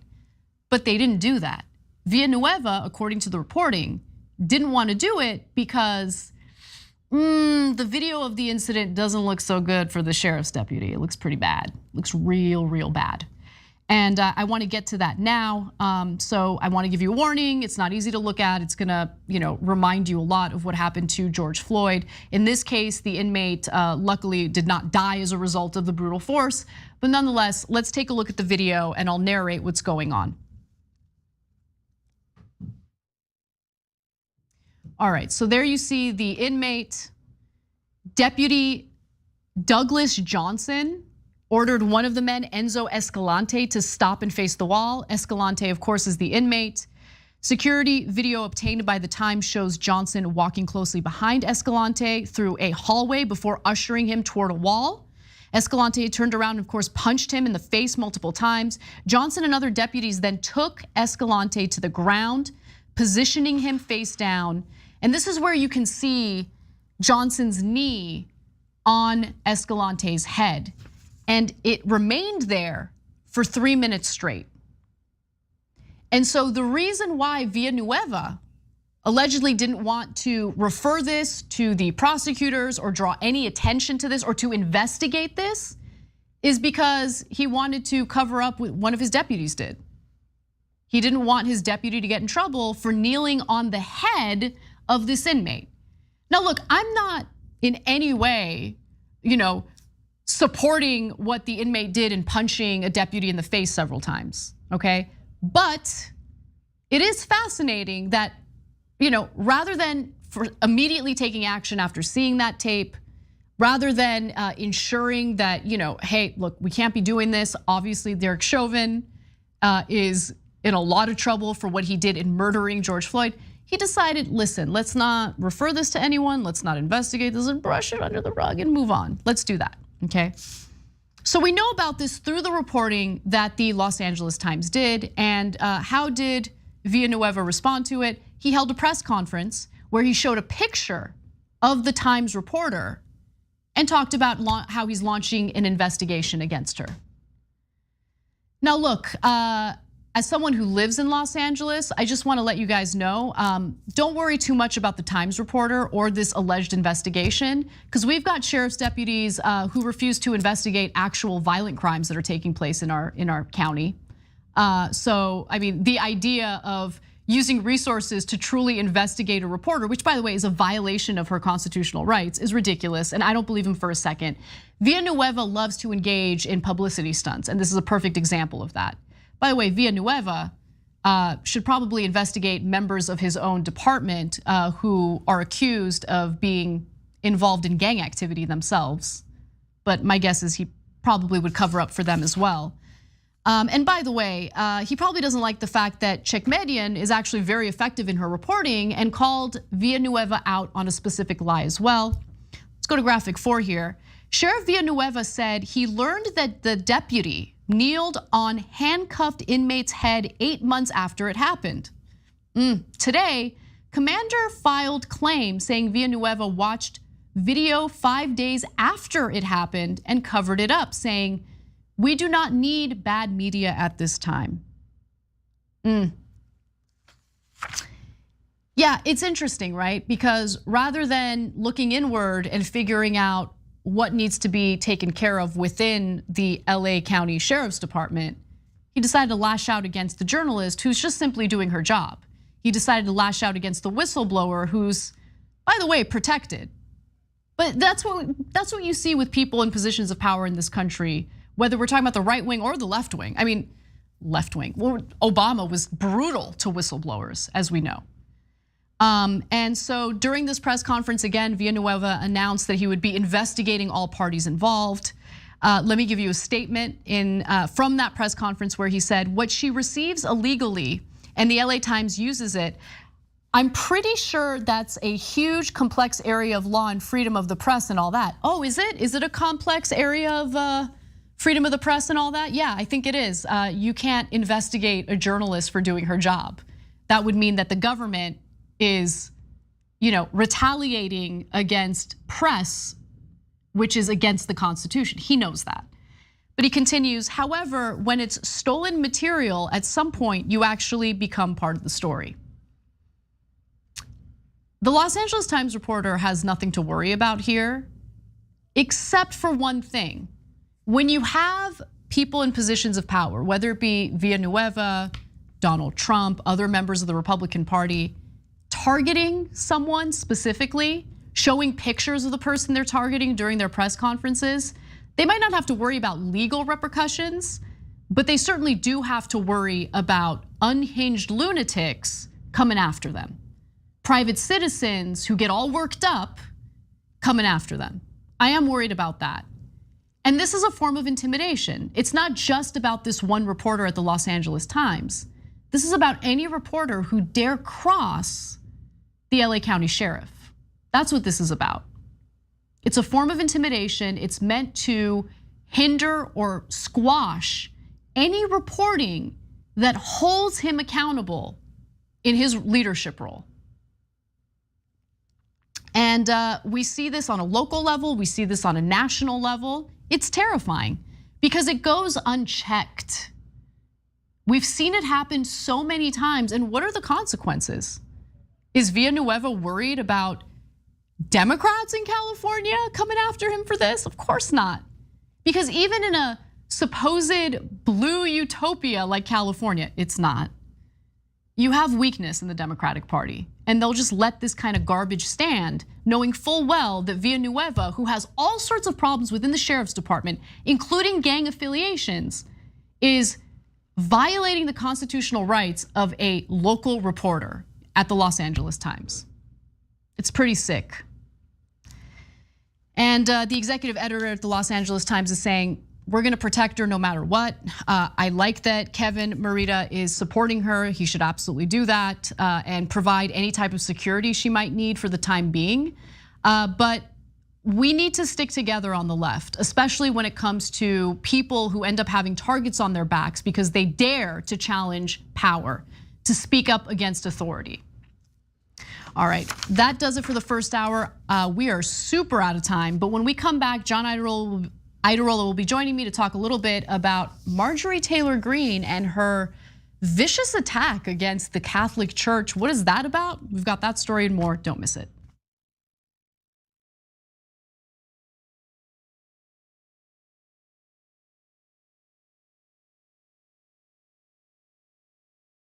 I'm old enough that I remember when Captain Crunch put the berries in it. Yay, crunch berries! And I was like, ooh, the fake berries. Remember? We're gonna try that. We did a story back in the day about how a woman sued, I don't know, General Mills. She'd been eating it for 4 years, right, believing that it was actual berries. Yeah, she's like, these aren't real berries at all. Yeah. I'm like, I got news for you, Captain Crunch isn't really a captain or a person. Joining me now, legendary whistleblower and American hero, Edward Snowden. First question is, hey, where are you? I'm in my apartment in Moscow. All of a sudden, in the studio, Jim Gaffigan, everybody. Mental illness is, completely undiagnosed in our society. It's not about a particular administration. It's about a broken system of power, and through that, really, the instrumentalization of a system of not justice, but injustice. People understand whether they claim to deny climate change or not. Our collective house is in crisis. We're also dealing with the legacy of 40 years of economic policies that have made people's lives more precarious. Sometimes you got to force people into their humanity. Sometimes you have to shake people into empathy. Senator Elizabeth Warren joins us in the studio. Healthcare is a basic human right, and we are fighting for basic human rights. In order to actually achieve that vision of everyone having access to the same resources and getting to determine the outcome of their life, we have a lot of work to do, and it needs to start right now. Here's something you may not know. When you deposit your money in a big bank, it doesn't just sit, safe and secure, in a vault. Instead, your money could end up building oil pipelines, mining for coal, or drilling in the Arctic. So if you're concerned about the planet, give your money something good to do. Make the move to green with Aspiration's fossil fuel-free account and join the thousands each week who are switching to save their dollars and save the planet at the same time. Welcome to the Damage Report. I'm John Iadarola. This is gonna be a big one. What Donald Trump has done as president has cut taxes for the wealthy and made life better for rich people. But he's made life worse for poor people. We're making America great again by throwing more money at the military to destroy other countries because that makes us great instead of investing it in ourselves. That it's Donald Trump and it's Stephen Miller. The choosing is based on wanting to create cruel and inhumane conditions to scare other people away from ever coming to the United States. The opportunity to make money off of tragedy is the American way. There's only one place to put garbage people: in the trash. We've never had so much access to so much information with so little idea of what the hell is going on. What does enforcing our borders have to do with traumatizing children? Absolutely nothing. I think a sane person could say the current situation we have right now is radical. But what we're doing is literally making the world more like hell. That's a warning sign.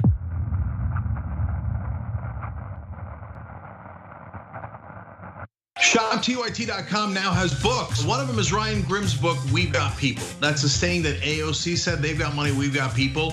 It's the best tracing of the AOC victory I have seen anywhere. It's the most accurate, and it's got great details.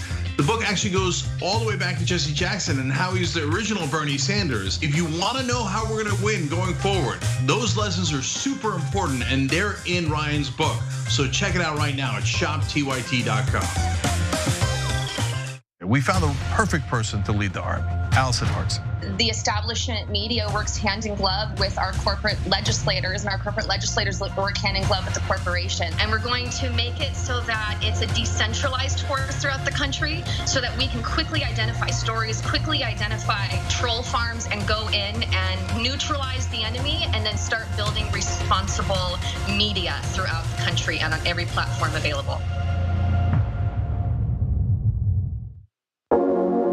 People are eating pie right now all around us. I want some pie, okay? Ice cream.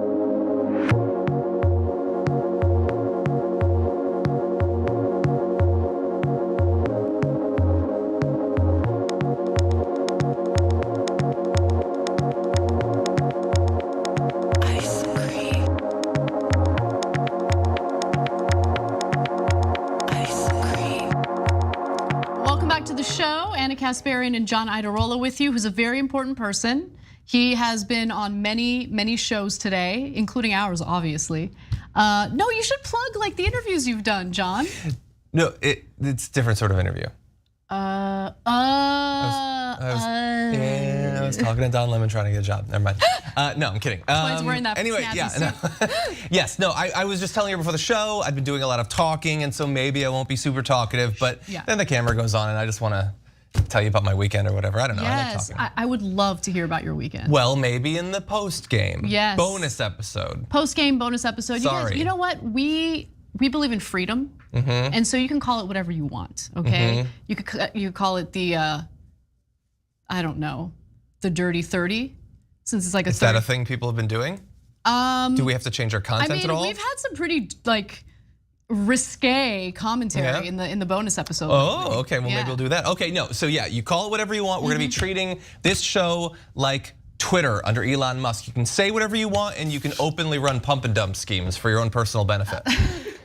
So it's gonna be a fun, wild new world. By the way, we have a story about pump and dump schemes in the show a little later. There might be some pump and dump in the Dirty 30. Oh my God, no. Anything goes, it's the Wild West. There's too much going on now. All right, we gotta simmer down, simmer down. All right, you know what? Let's get to our second hour story on Marjorie Taylor Greene and her vicious attacks against the Catholic Church. Let's get right to it. I mean, you've just described a situation with America falling apart. And yet here are all these religious leaders like, oh, we have to love the family and this and that. Is that two-faced? It's interesting. I thought we had a separation of church and state, right? Yeah. No, what it is it's Satan's controlling the church. The church is not doing its job, and it's not adhering to the teachings of Christ. What?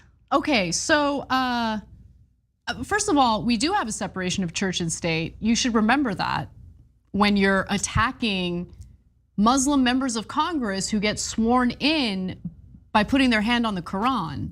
Remember she lost her mind over that? Yeah. Even before she was elected to office, yeah. People get to decide which religious text they put their hand on when they're sworn into Congress, and she blew her mind. Anyway, but Satan is, I didn't know this, Satan is actually controlling the church. Now, John, why is that happening? And by the way, this is an interview with a right-wing activist named Michael Voris. She goes on to explain that what her read of Christianity is, and she ends up accusing the bishops of perverting the Constitution by apparently breaking laws. Let's watch. What they're doing by saying, oh, we have to love these people and take care of these migrants and love one another. This is loving one another. Yes, we are supposed to love one another, but their definition of what love one another means destroying our laws. It means completely perverting what our Constitution says. It means taking unreal advantage of the American taxpayer. And it means pushing a globalist policy on the American people and forcing America to become something that we are not supposed to be. Loving one another is the true meaning of loving one another, and loving others means that you also have to uphold the law. That's what I tell my husband at night, you know? We're getting super intimate. I'm like, I love you, but remember, you gotta Hey, whoa, buddy. my loss. Commerce clause, okay? Cool your jets, buddy. That's what love is really about. It's about following laws. 100%, yeah. I think everything that she just said there, I'm gonna assume, I'm a godless atheist. I'm gonna assume that was a direct quote from Jesus Christ, who is king. So she mockingly, I don't even know what her position is. I thought we had a separation of church and state, which she doesn't want there to be one, as you pointed out. So I don't even understand what point you're trying to make there. She believes that she is the person who can identify that Satan is controlling the Catholic Church. If you believe this stuff, if you believe in evangelical Christianity, whatever, do a little bit of searching into Marjorie Greene's personal life. You might find some stuff that's inconsistent with some of the teachings of the modern evangelical movement. But regardless, what she wants to do is claim two positions simultaneously depending on the issue. So she is the arbiter of all that is moral and good, okay? So she's the person that tells you what loving another person means because she is the one who truly understands the Bible. But if you start to bring up, well, no, Jesus told us to love each other and we're obviously supposed to help these people. Do you think Jesus cares about national borders? Like God who created everything cares where you draw a line on the map? You think God cares about globalism? And obviously it's not consistent in terms of religion, so she immediately backtracks to, but really it's about the law. You have to abide by the law. Well, what, Jesus cares about that? Does she abide by the law? Threw out the money lenders and stuff like that. Jesus was a radical. Jesus wouldn't care about the law. He'd care about what is moral, what is good. And so she is the sickest kind of flip-flopper. She uses her shallow understanding of religious dogma when it's convenient and hides baselessly behind laws she can't even cite when that's convenient. If you're a religious person, you should despise everything that you just saw from Marjorie Greene there.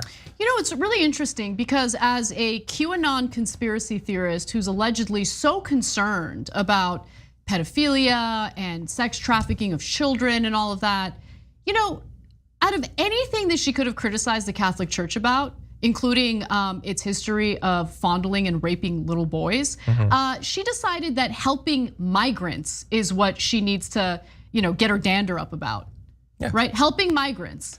Also, speaking of migrants, does she want to at all discuss the migrants who end up getting sexually abused by Border Patrol agents at our border, including children in some cases? Is she concerned about that at all? Or does she think that those kids deserve to be treated the way they are, whether it's sexual assault, sexual misconduct, or being put in cages? She's not concerned about that. She doesn't care. She doesn't care because, you know, these are brown kids, and so apparently my concerns about children being abused don't really matter because viciousness toward them takes priority if they're not, you know, American citizens and don't happen to be white people. That's who she is. She's not religious. She's a racist. That's all it is. Yeah. Religion is a convenient stand-in for whiteness in this context. That's exactly right. I mean, it's. I just, like this woman, like the thing that always stands out to me, look, there are a lot of dumb members of Congress, a lot of them. The thing that stands out to me about her is that she's an extra layer of stupid. And it's like this unearned confidence that she also like exudes, where it's like, do you know that what you're saying sounds insane? She doesn't know. Like so much so the members of your own party clown on you behind the scenes. Like it's, anyway, let's get to what the Bible actually says. Thou shalt love the Lord thy God with all thy heart and with all thy soul and with all thy mind. This is the first and great commandment. And the second is like unto it, thou shalt love thy neighbor as thyself. Lots of thys going on. But you know what I'm saying. They were big on thys back in the day. It didn't say like that. Thy shall follow the law before loving thy neighbor. Like it is what? Thou shalt love thy neighbor as thyself if the law shalt allow it. No, that's the ultimate law that we just read. If you believe this stuff, I personally think it's nonsense. Doesn't mean anything. There's some good philosophy in there though, but it's not divinely. No, God actually said that stuff.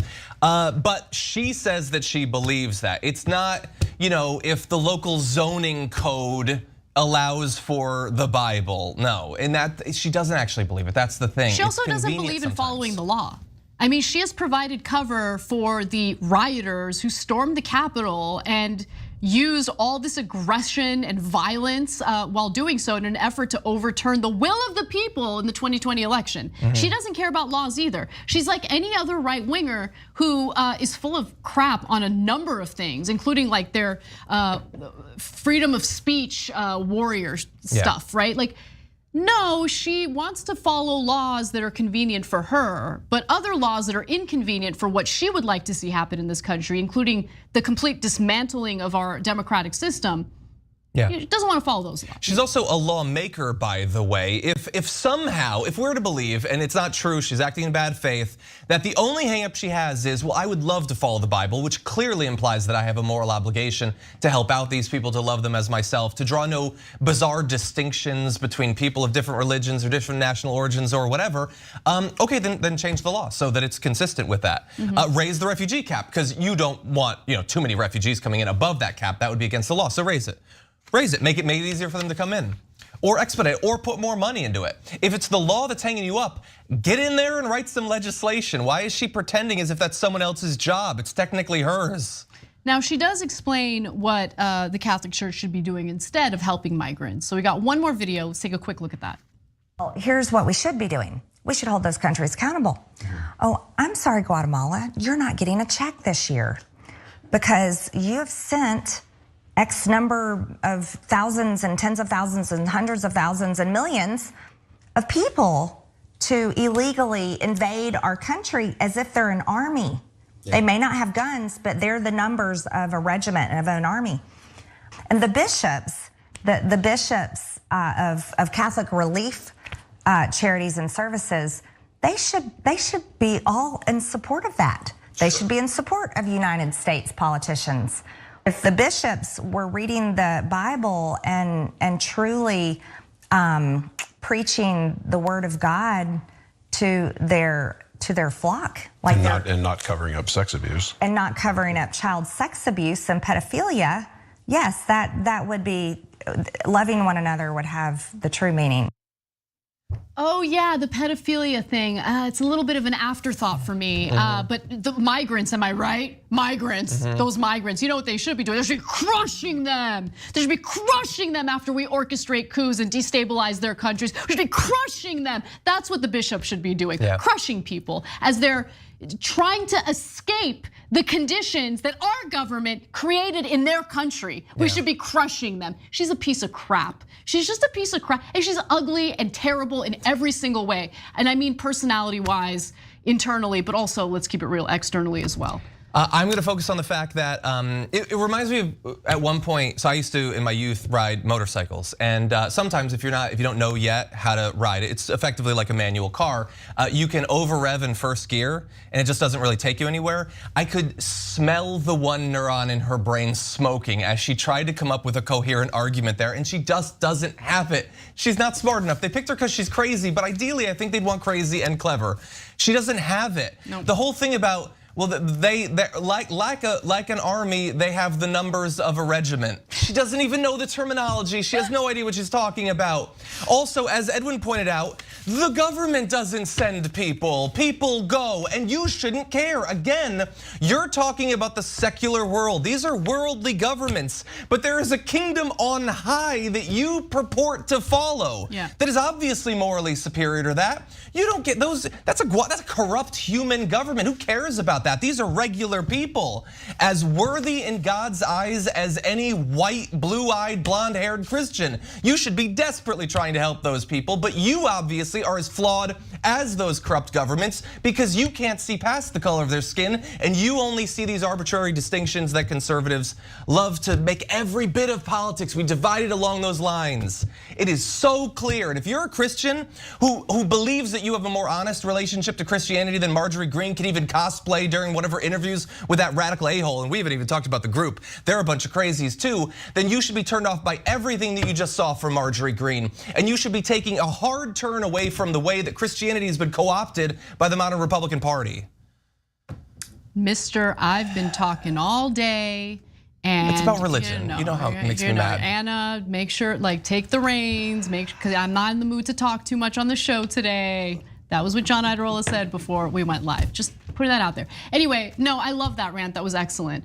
But we got to take a break, so rest your vocal cords while we go to our social break. When we come back, we'll talk about what Oklahoma is focusing all its energy on while its people are suffering in poverty. Come right back.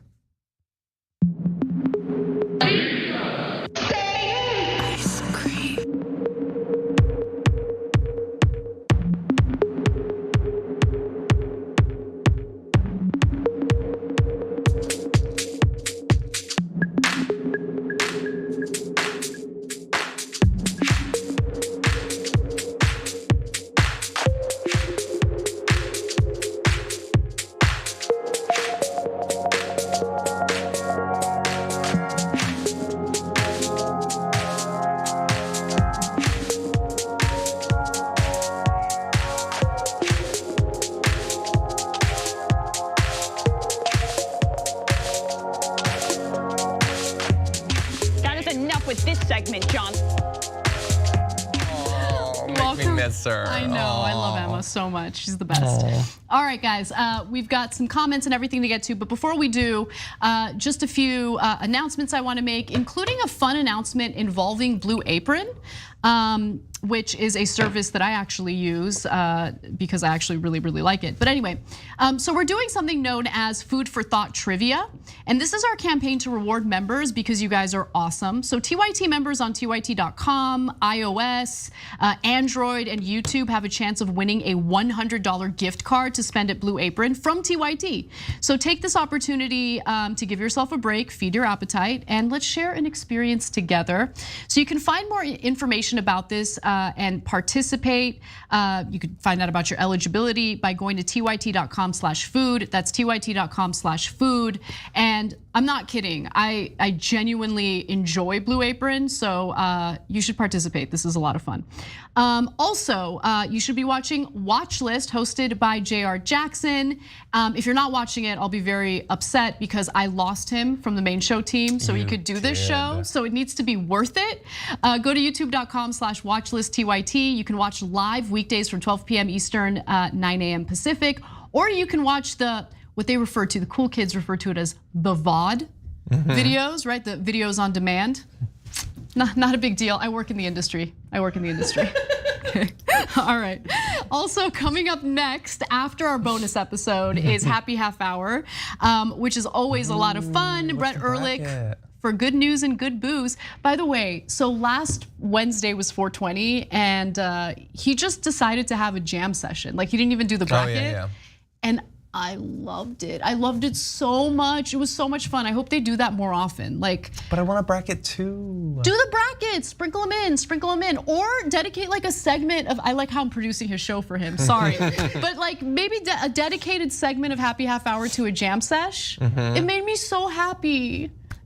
I love music. Make her happy, Brett. Make me happy, Brett. And by the way, and Brooke too. Brooke was singing. He was jamming out. It was so good. Oh, I gotta see that. It was so good. I loved it. I didn't see that. Okay. Twitch.tv/TYT for Happy Half Hour every Wednesday after the bonus episode.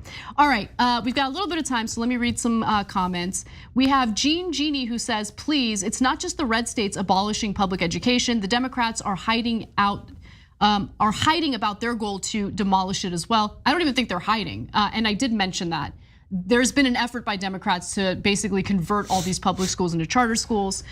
All right, LJ Wombology says, I dig Cenk's coverage, but I'm glad he's not here. Otherwise, he'd be talking about shellfish right now. What's going on with shellfish? He always loves to bring up the shellfish parts of the Bible whenever we talk about religion. He does, yeah. And the fabrics. Good point. Yeah. All right, we got to get back to the show. I'll see you guys there. Damn Leviticus.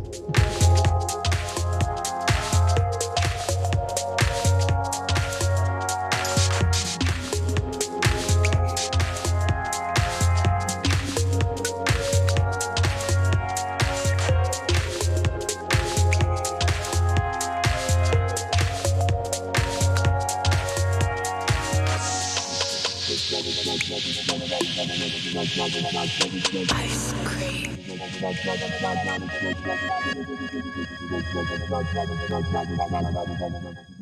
Special love to our Twitch community, including Cody, AKA Epilepsy Dragon, who says, I want some pie, but instead we're getting Thai.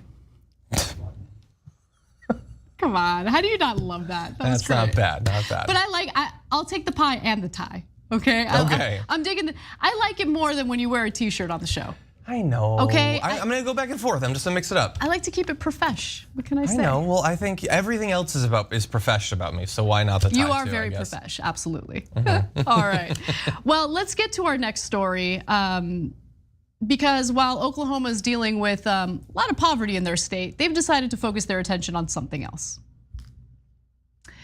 Oklahoma's governor, Kevin Stitt, decided, a lot of people in my state struggling with poverty. I could help them out. My focus could be on those issues. But instead, I'm gonna go ahead and attack the transgender community and ensure that no one can declare themselves non-binary.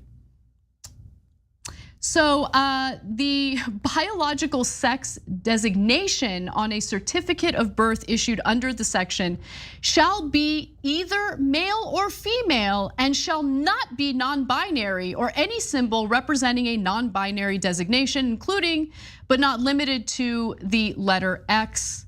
And that is a direct statement from the governor of Oklahoma, Kevin Stitt.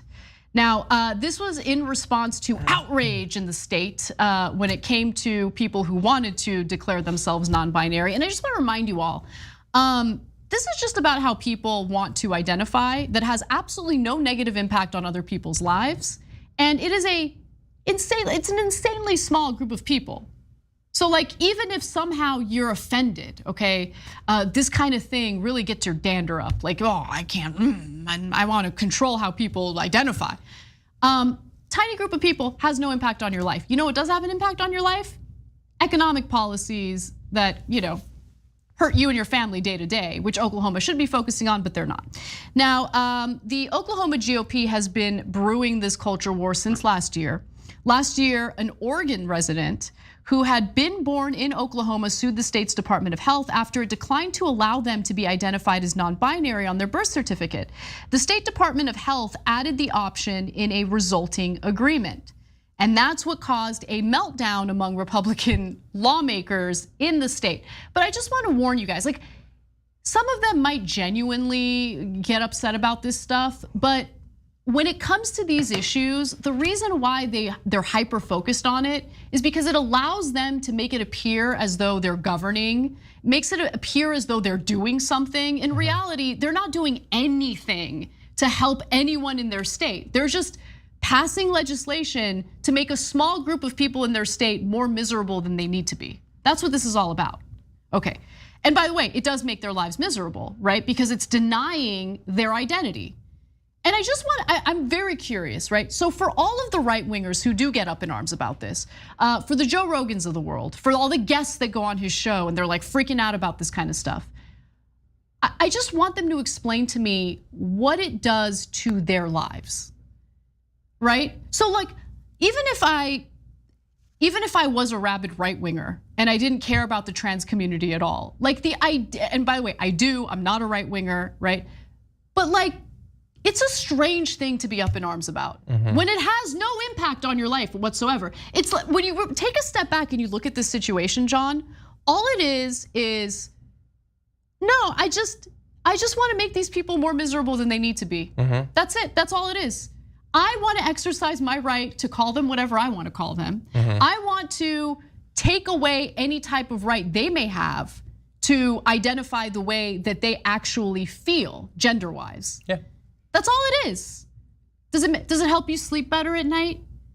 All the Oklahomans that are living in poverty right now, you sleeping better? Is it paying your bills? Is it sending your kids to college? You feel good about yourself? Wake up, wake up, wake up, wake up, wake up. Think about how these policies actually impact your life. They don't in any way, but they make others miserable for no reason other than maybe you're miserable and it makes you feel better to make other people miserable. I don't know, but it's nonsense. That's part of it. And it gets people reelected because people get duped into thinking these lawmakers are actually looking out for them. They're not doing anything to help you out, actually. Yeah, it's look, this is why we talk about how there is even less distinction between right-wing politicians and media than there ever was, because they are all working together to accomplish the same goal. The right-wing media, which is one thing, it doesn't matter if it's Fox News or if it's Ben Shapiro, it is the exact same thing. They all have the exact same goal. Tells people over and over and over again, you should be terrified of these people. You should be terrified. They're coming for you. They're coming for your kids. Whatever, insert whatever group. They're all coming for you and they're all coming for your kids. Whether they're Guatemalan migrants or trans people in a bathroom, they're all coming for you. So you should be terrified of them. And so you make people scared of them and make them not think of them as humans. And then anything you do to hurt those people is inherently good because those people are bad. They're fundamentally immoral and you're better and purer than they are. And you should feel good the more you do things to pen them in. And so the right-wing media tease them up, identifying a group that you are allowed but also encouraged to actively hate and fear and be jealous of and suspicious of. And then the right-wing politicians deliver on it. Because that is actually what some of their base wants. Not a lot. These anti-trans bills aren't even popular. They're not even particularly popular in right-wing states amongst right-wingers. But for enough, it's popular, and so they get to seem as if they're delivering for their constituents. Right. Now, I think you were a little bit dismissive. I can't say for sure that stopping people from identifying as non-binary makes people as satisfied in their lives as stopping them from being evicted from their homes or not having medical insurance or something. I think we should do some interviews though.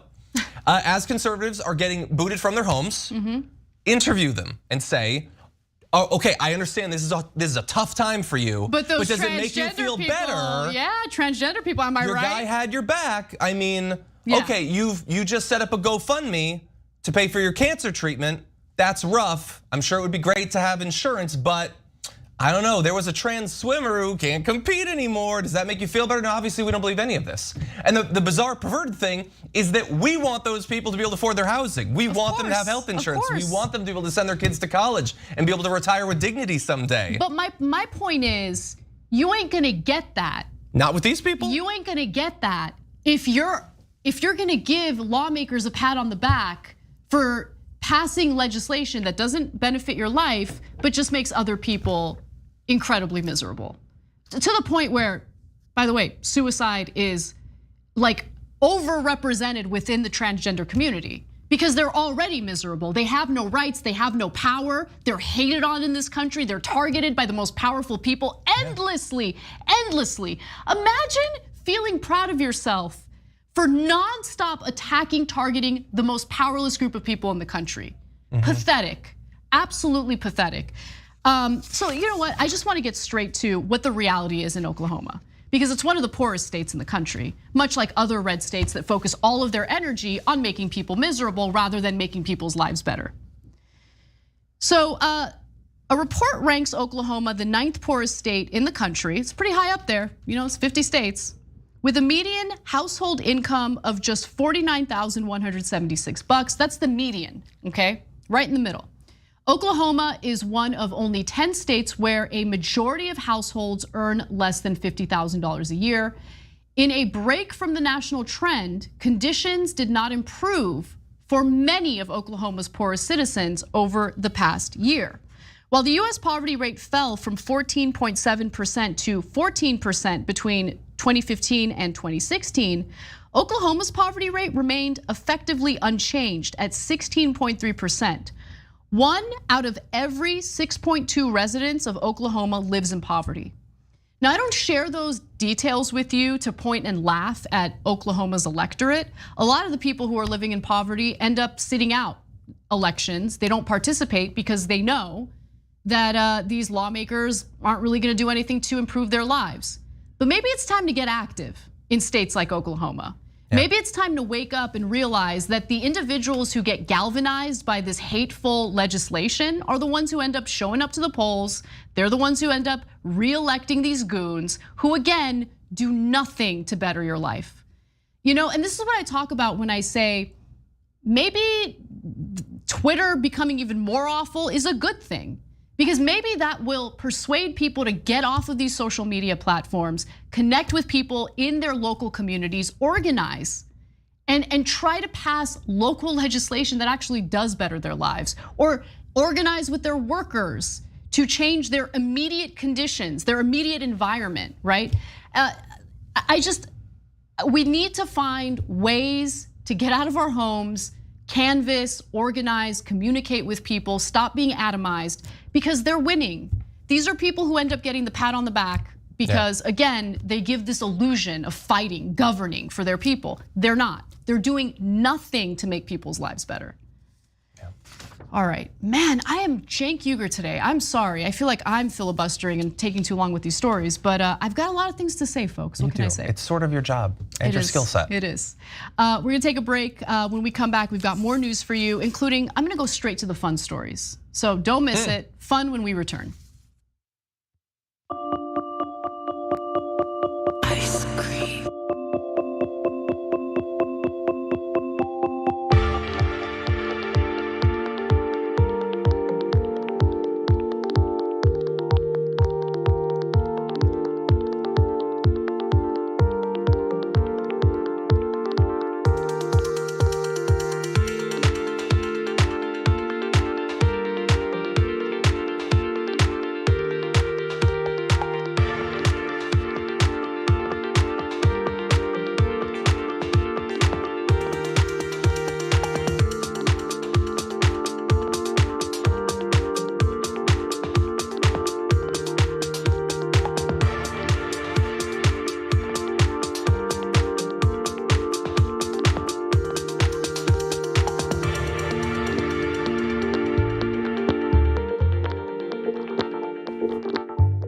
What's up, everyone? Welcome back.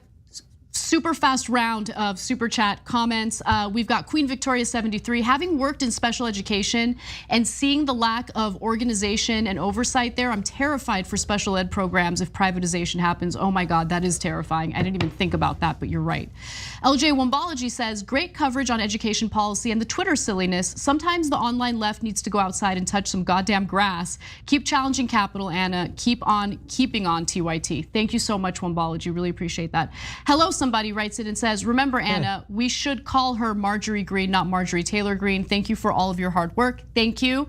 Dragon Lord says, people shouldn't be afraid of their governments. Governments should be afraid of their people. V for Vendetta. Totally agree with that. James Thompson says, have they found a cure for stupid? Apparently not, nope. But it would be very nice. We could use that right now. Oh God, if only it had been ivermectin. How convenient would that have been? Yeah. The universe just lines up for once. I'm starting to regret trying to counter the ivermectin narrative at this point. Juicy Girl says, thank you, TYT. I really appreciate all the work you do and look forward every day to your news. By the way, Anna, love your gold necklace with gold circles. Thank you. This is a necklace, like, this was one of the rare moments where I was like, I really want that necklace. I like meditated on it for a long time, and then finally I just bought it. I was like, I want it. You work very hard. If you want a necklace, get yourself a necklace. I always feel guilty, like I don't know. This economy's tough, man. If you always feel like you gotta save, but yeah, you need to pump it to the stock market so the stock market can just take it from you. Dude, yeah, like no, sorry, I didn't mean to get you started. Yeah, don't get me started on that, okay? Don't get me started on that. All right. None of the Bitcoin I buy will go up. Billy B. Williams says the most beautiful face can be turned ugly by the heart within. Totally. Luckily for MTG, her heart never does any heavy lifting. Can you imagine how miserable she is as a person? Oh, like, God. Because if you have that much hatred in your heart, you're not a happy person, and I find solace in that. No, like there's no way. There's no way. Yeah. She knows who she is. Ugh. Vardant says, John equals clothes with pineapples. The suit works, but throw some pieces of flair on it. I love your pineapple shirt. Flair? Okay. I sanction the pineapple shirt for the show. Okay, I'll consider it for next time. I like it a lot. Okay. Sharon Deming, thank you so much for being a new YouTube member. All right, I also wanted to read a few of these Twitch comments because there are a few that I really, really liked and I lost them. I'm looking for them. Okay, here we go. The Purple Hair Dragon, 14 months Prime. Each year I consider dropping Prime, then I remember that half of the revenue goes to TYT. Aww. Thank you for that, really appreciate it. Yeetwood Max says, have we talked about how this will also lead to segregated schools again? Private schools can deny you access mostly without recourse. You're so right about that. And by the way, in many parts of the country, we do see segregation already. So this would make it worse.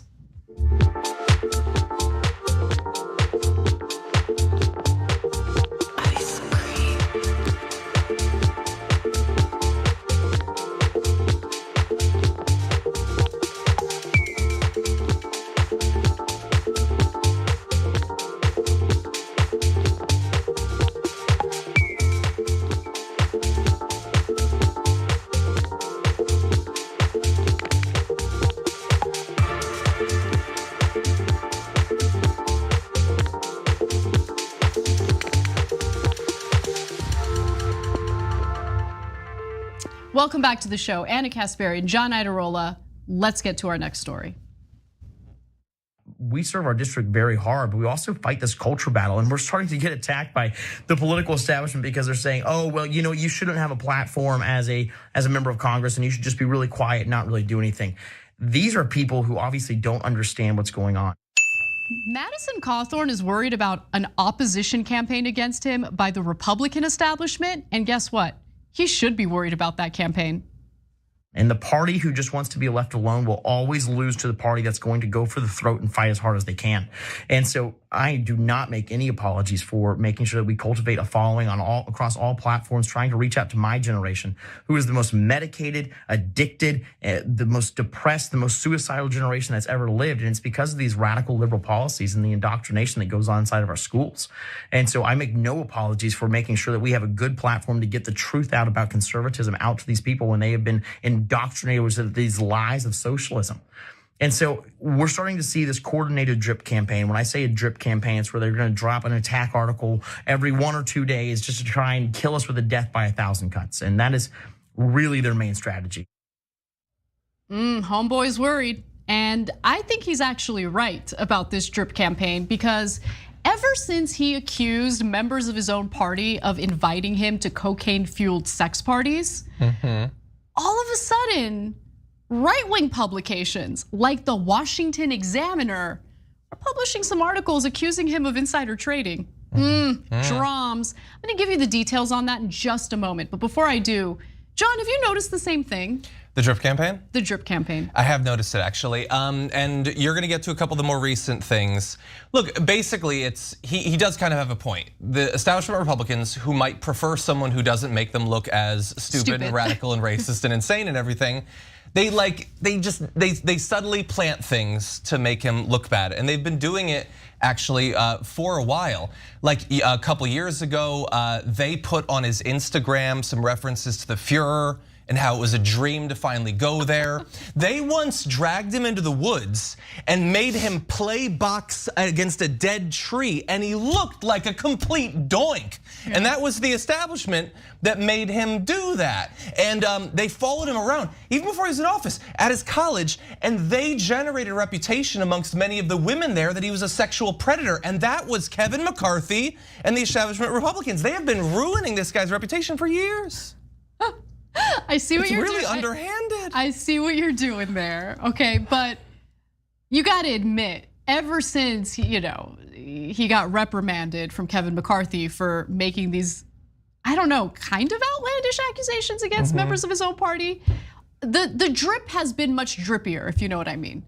I don't know for sure. Like it's like a nonstop, like every day. By the way, I didn't know all that stuff about Madison Cawthorn because I was actively ignoring him. Like my team would. So the establishment Republicans haven't gotten through to you yet. Okay, good. Yeah, good. Because there's more. No, but it's all on them. It's not hilarious on him. because like ever since he got elected, like producers for the main show, like they would pitch stories about Madison Cawthorn. I'm like, I just can't. I can't. Like there's too many of these idiots. Like Madison Cawthorn, I can't take him seriously. It's one idiot too many. Yeah.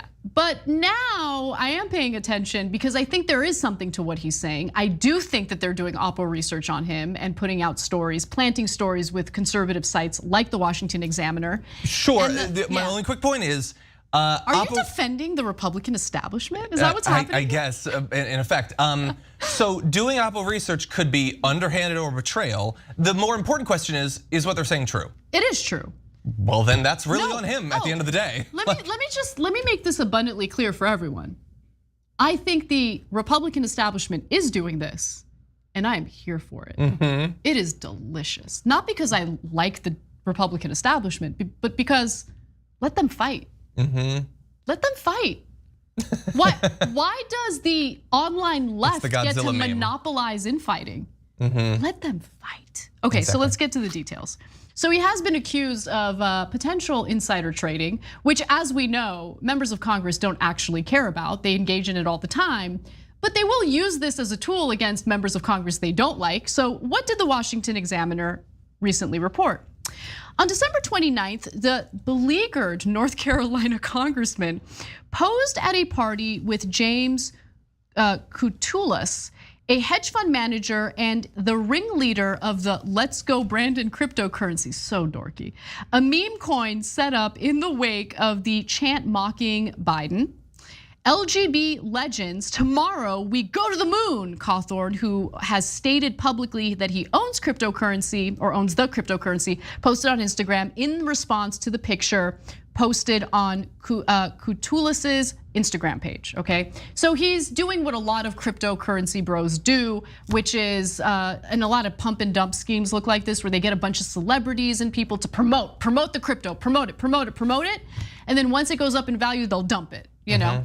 So looks like that kind of happened here too. So turns out Cawthorn was right because the next day the value of the Let's Go Brandon crypto skyrocketed. NASCAR driver Brandon Brown announced on December 30th that the meme coin would be the primary sponsor of his 2022 season, causing LGB coins value to spike by 75%. Brown's statement featured comments from Koutulas, who was pictured with Cawthorn just a few hours prior. That's a crazy coincidence. What a crazy coincidence. Crazy coincidence. Small world. Couldn't have known, right? Yeah, that's weird. So multiple watchdog groups are now saying that Cawthorn's December 29th Instagram post suggests that the lawmaker may have advanced non-public information that deals with this cryptocurrency. The watchdogs said that the post, combined with Cawthorn's statement that he owns LGB coin, warrants an investigation from the Department of Justice and the SEC to determine whether the lawmaker violated federal insider trading laws. And guess what? Analysts agree, including the analyst I'm about to read from.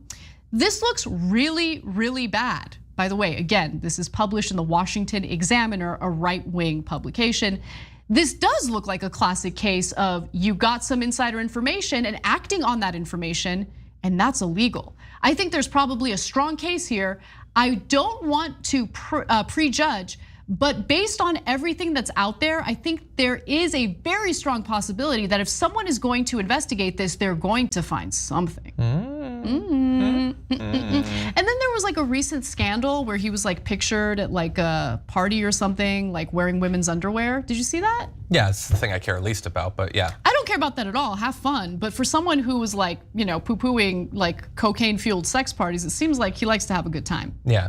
Just saying. Well, to be fair, he didn't go to the sex party. He did engage in a digital pump and dump. So everybody's got a kink, I guess. I guess. Now, immediately following NASCAR driver Brandon Brown's December 30th announcement, the value of, oh wow, would you look at that? LGB coin in circulation hit 570 million. By the end of January though, things changed. The market cap of the meme coin dropped to $0. Cutula said in a February 20th live stream that two factors led to this precipitous decline. First, NASCAR rejected LGB coin sponsorship deal with Brown on January 4th.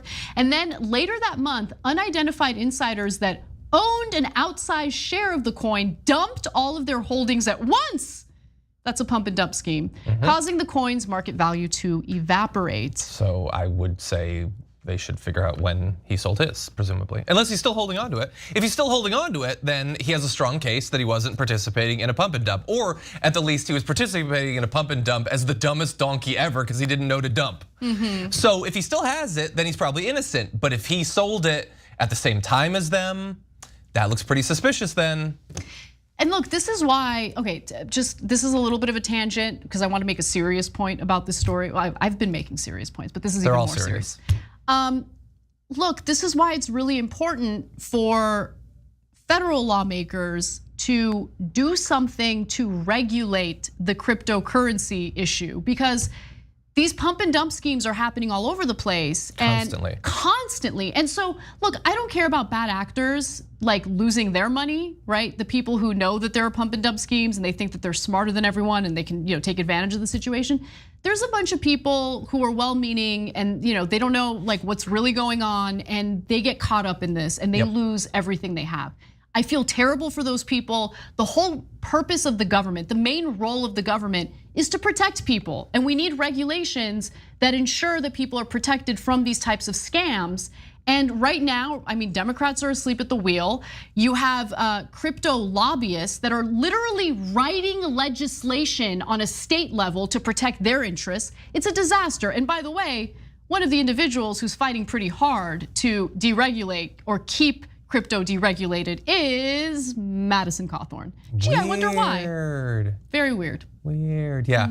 Yeah, and by the way, one of the things I love about this is there's a lot of idiocy here. There's one more element of idiocy, but also there's a circle of betrayal. So the establishment Republicans are betraying Madison Cawthorn, whether it's releasing the pictures or the pump and dump or making him batter that already dead tree. They've been screwing him over. But bear in mind, he's also screwing conservatives over. Like if you're a conservative, you're watching this, when they do the Let's Go Brandon pump and dump, when they jack up the price of it, knowing they're gonna dump it because it's fundamentally worthless, they then dump that onto conservatives who are buying it. It's not like lefties are buying Let's Go Brandon coin.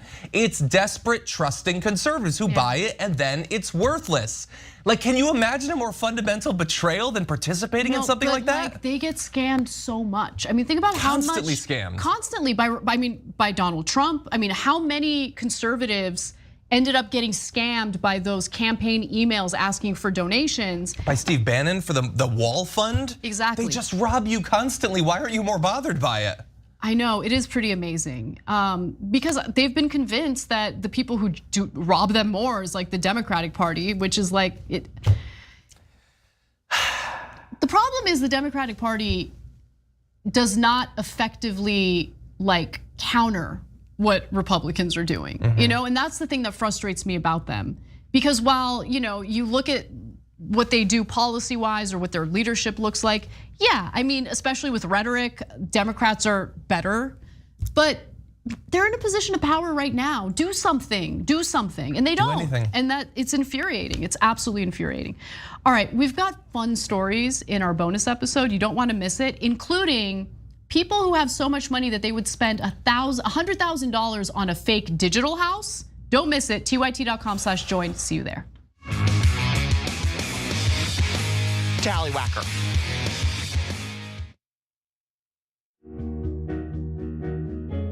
Our audience has given us everything, so we couldn't be more connected. When we first started, people would start giving us directions and say, okay, the mics are too large, move them.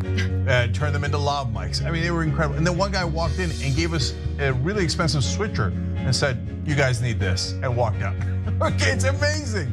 They helped us build a studio. They did a $2 million funding campaign for us. And so they really are us. We do this show together to the point where some of our hosts are even former listeners. So when we say that the audience is part of TYT, we really mean it. I think what the audience also appreciates is especially if they're members, they really get an inside look into who we are, our personal lives, what drives and motivates us. It goes beyond just storytelling. I think that what we do is allow our viewers and our listeners into our daily lives, and we give them kind of like this inside look into everything that we're passionate about.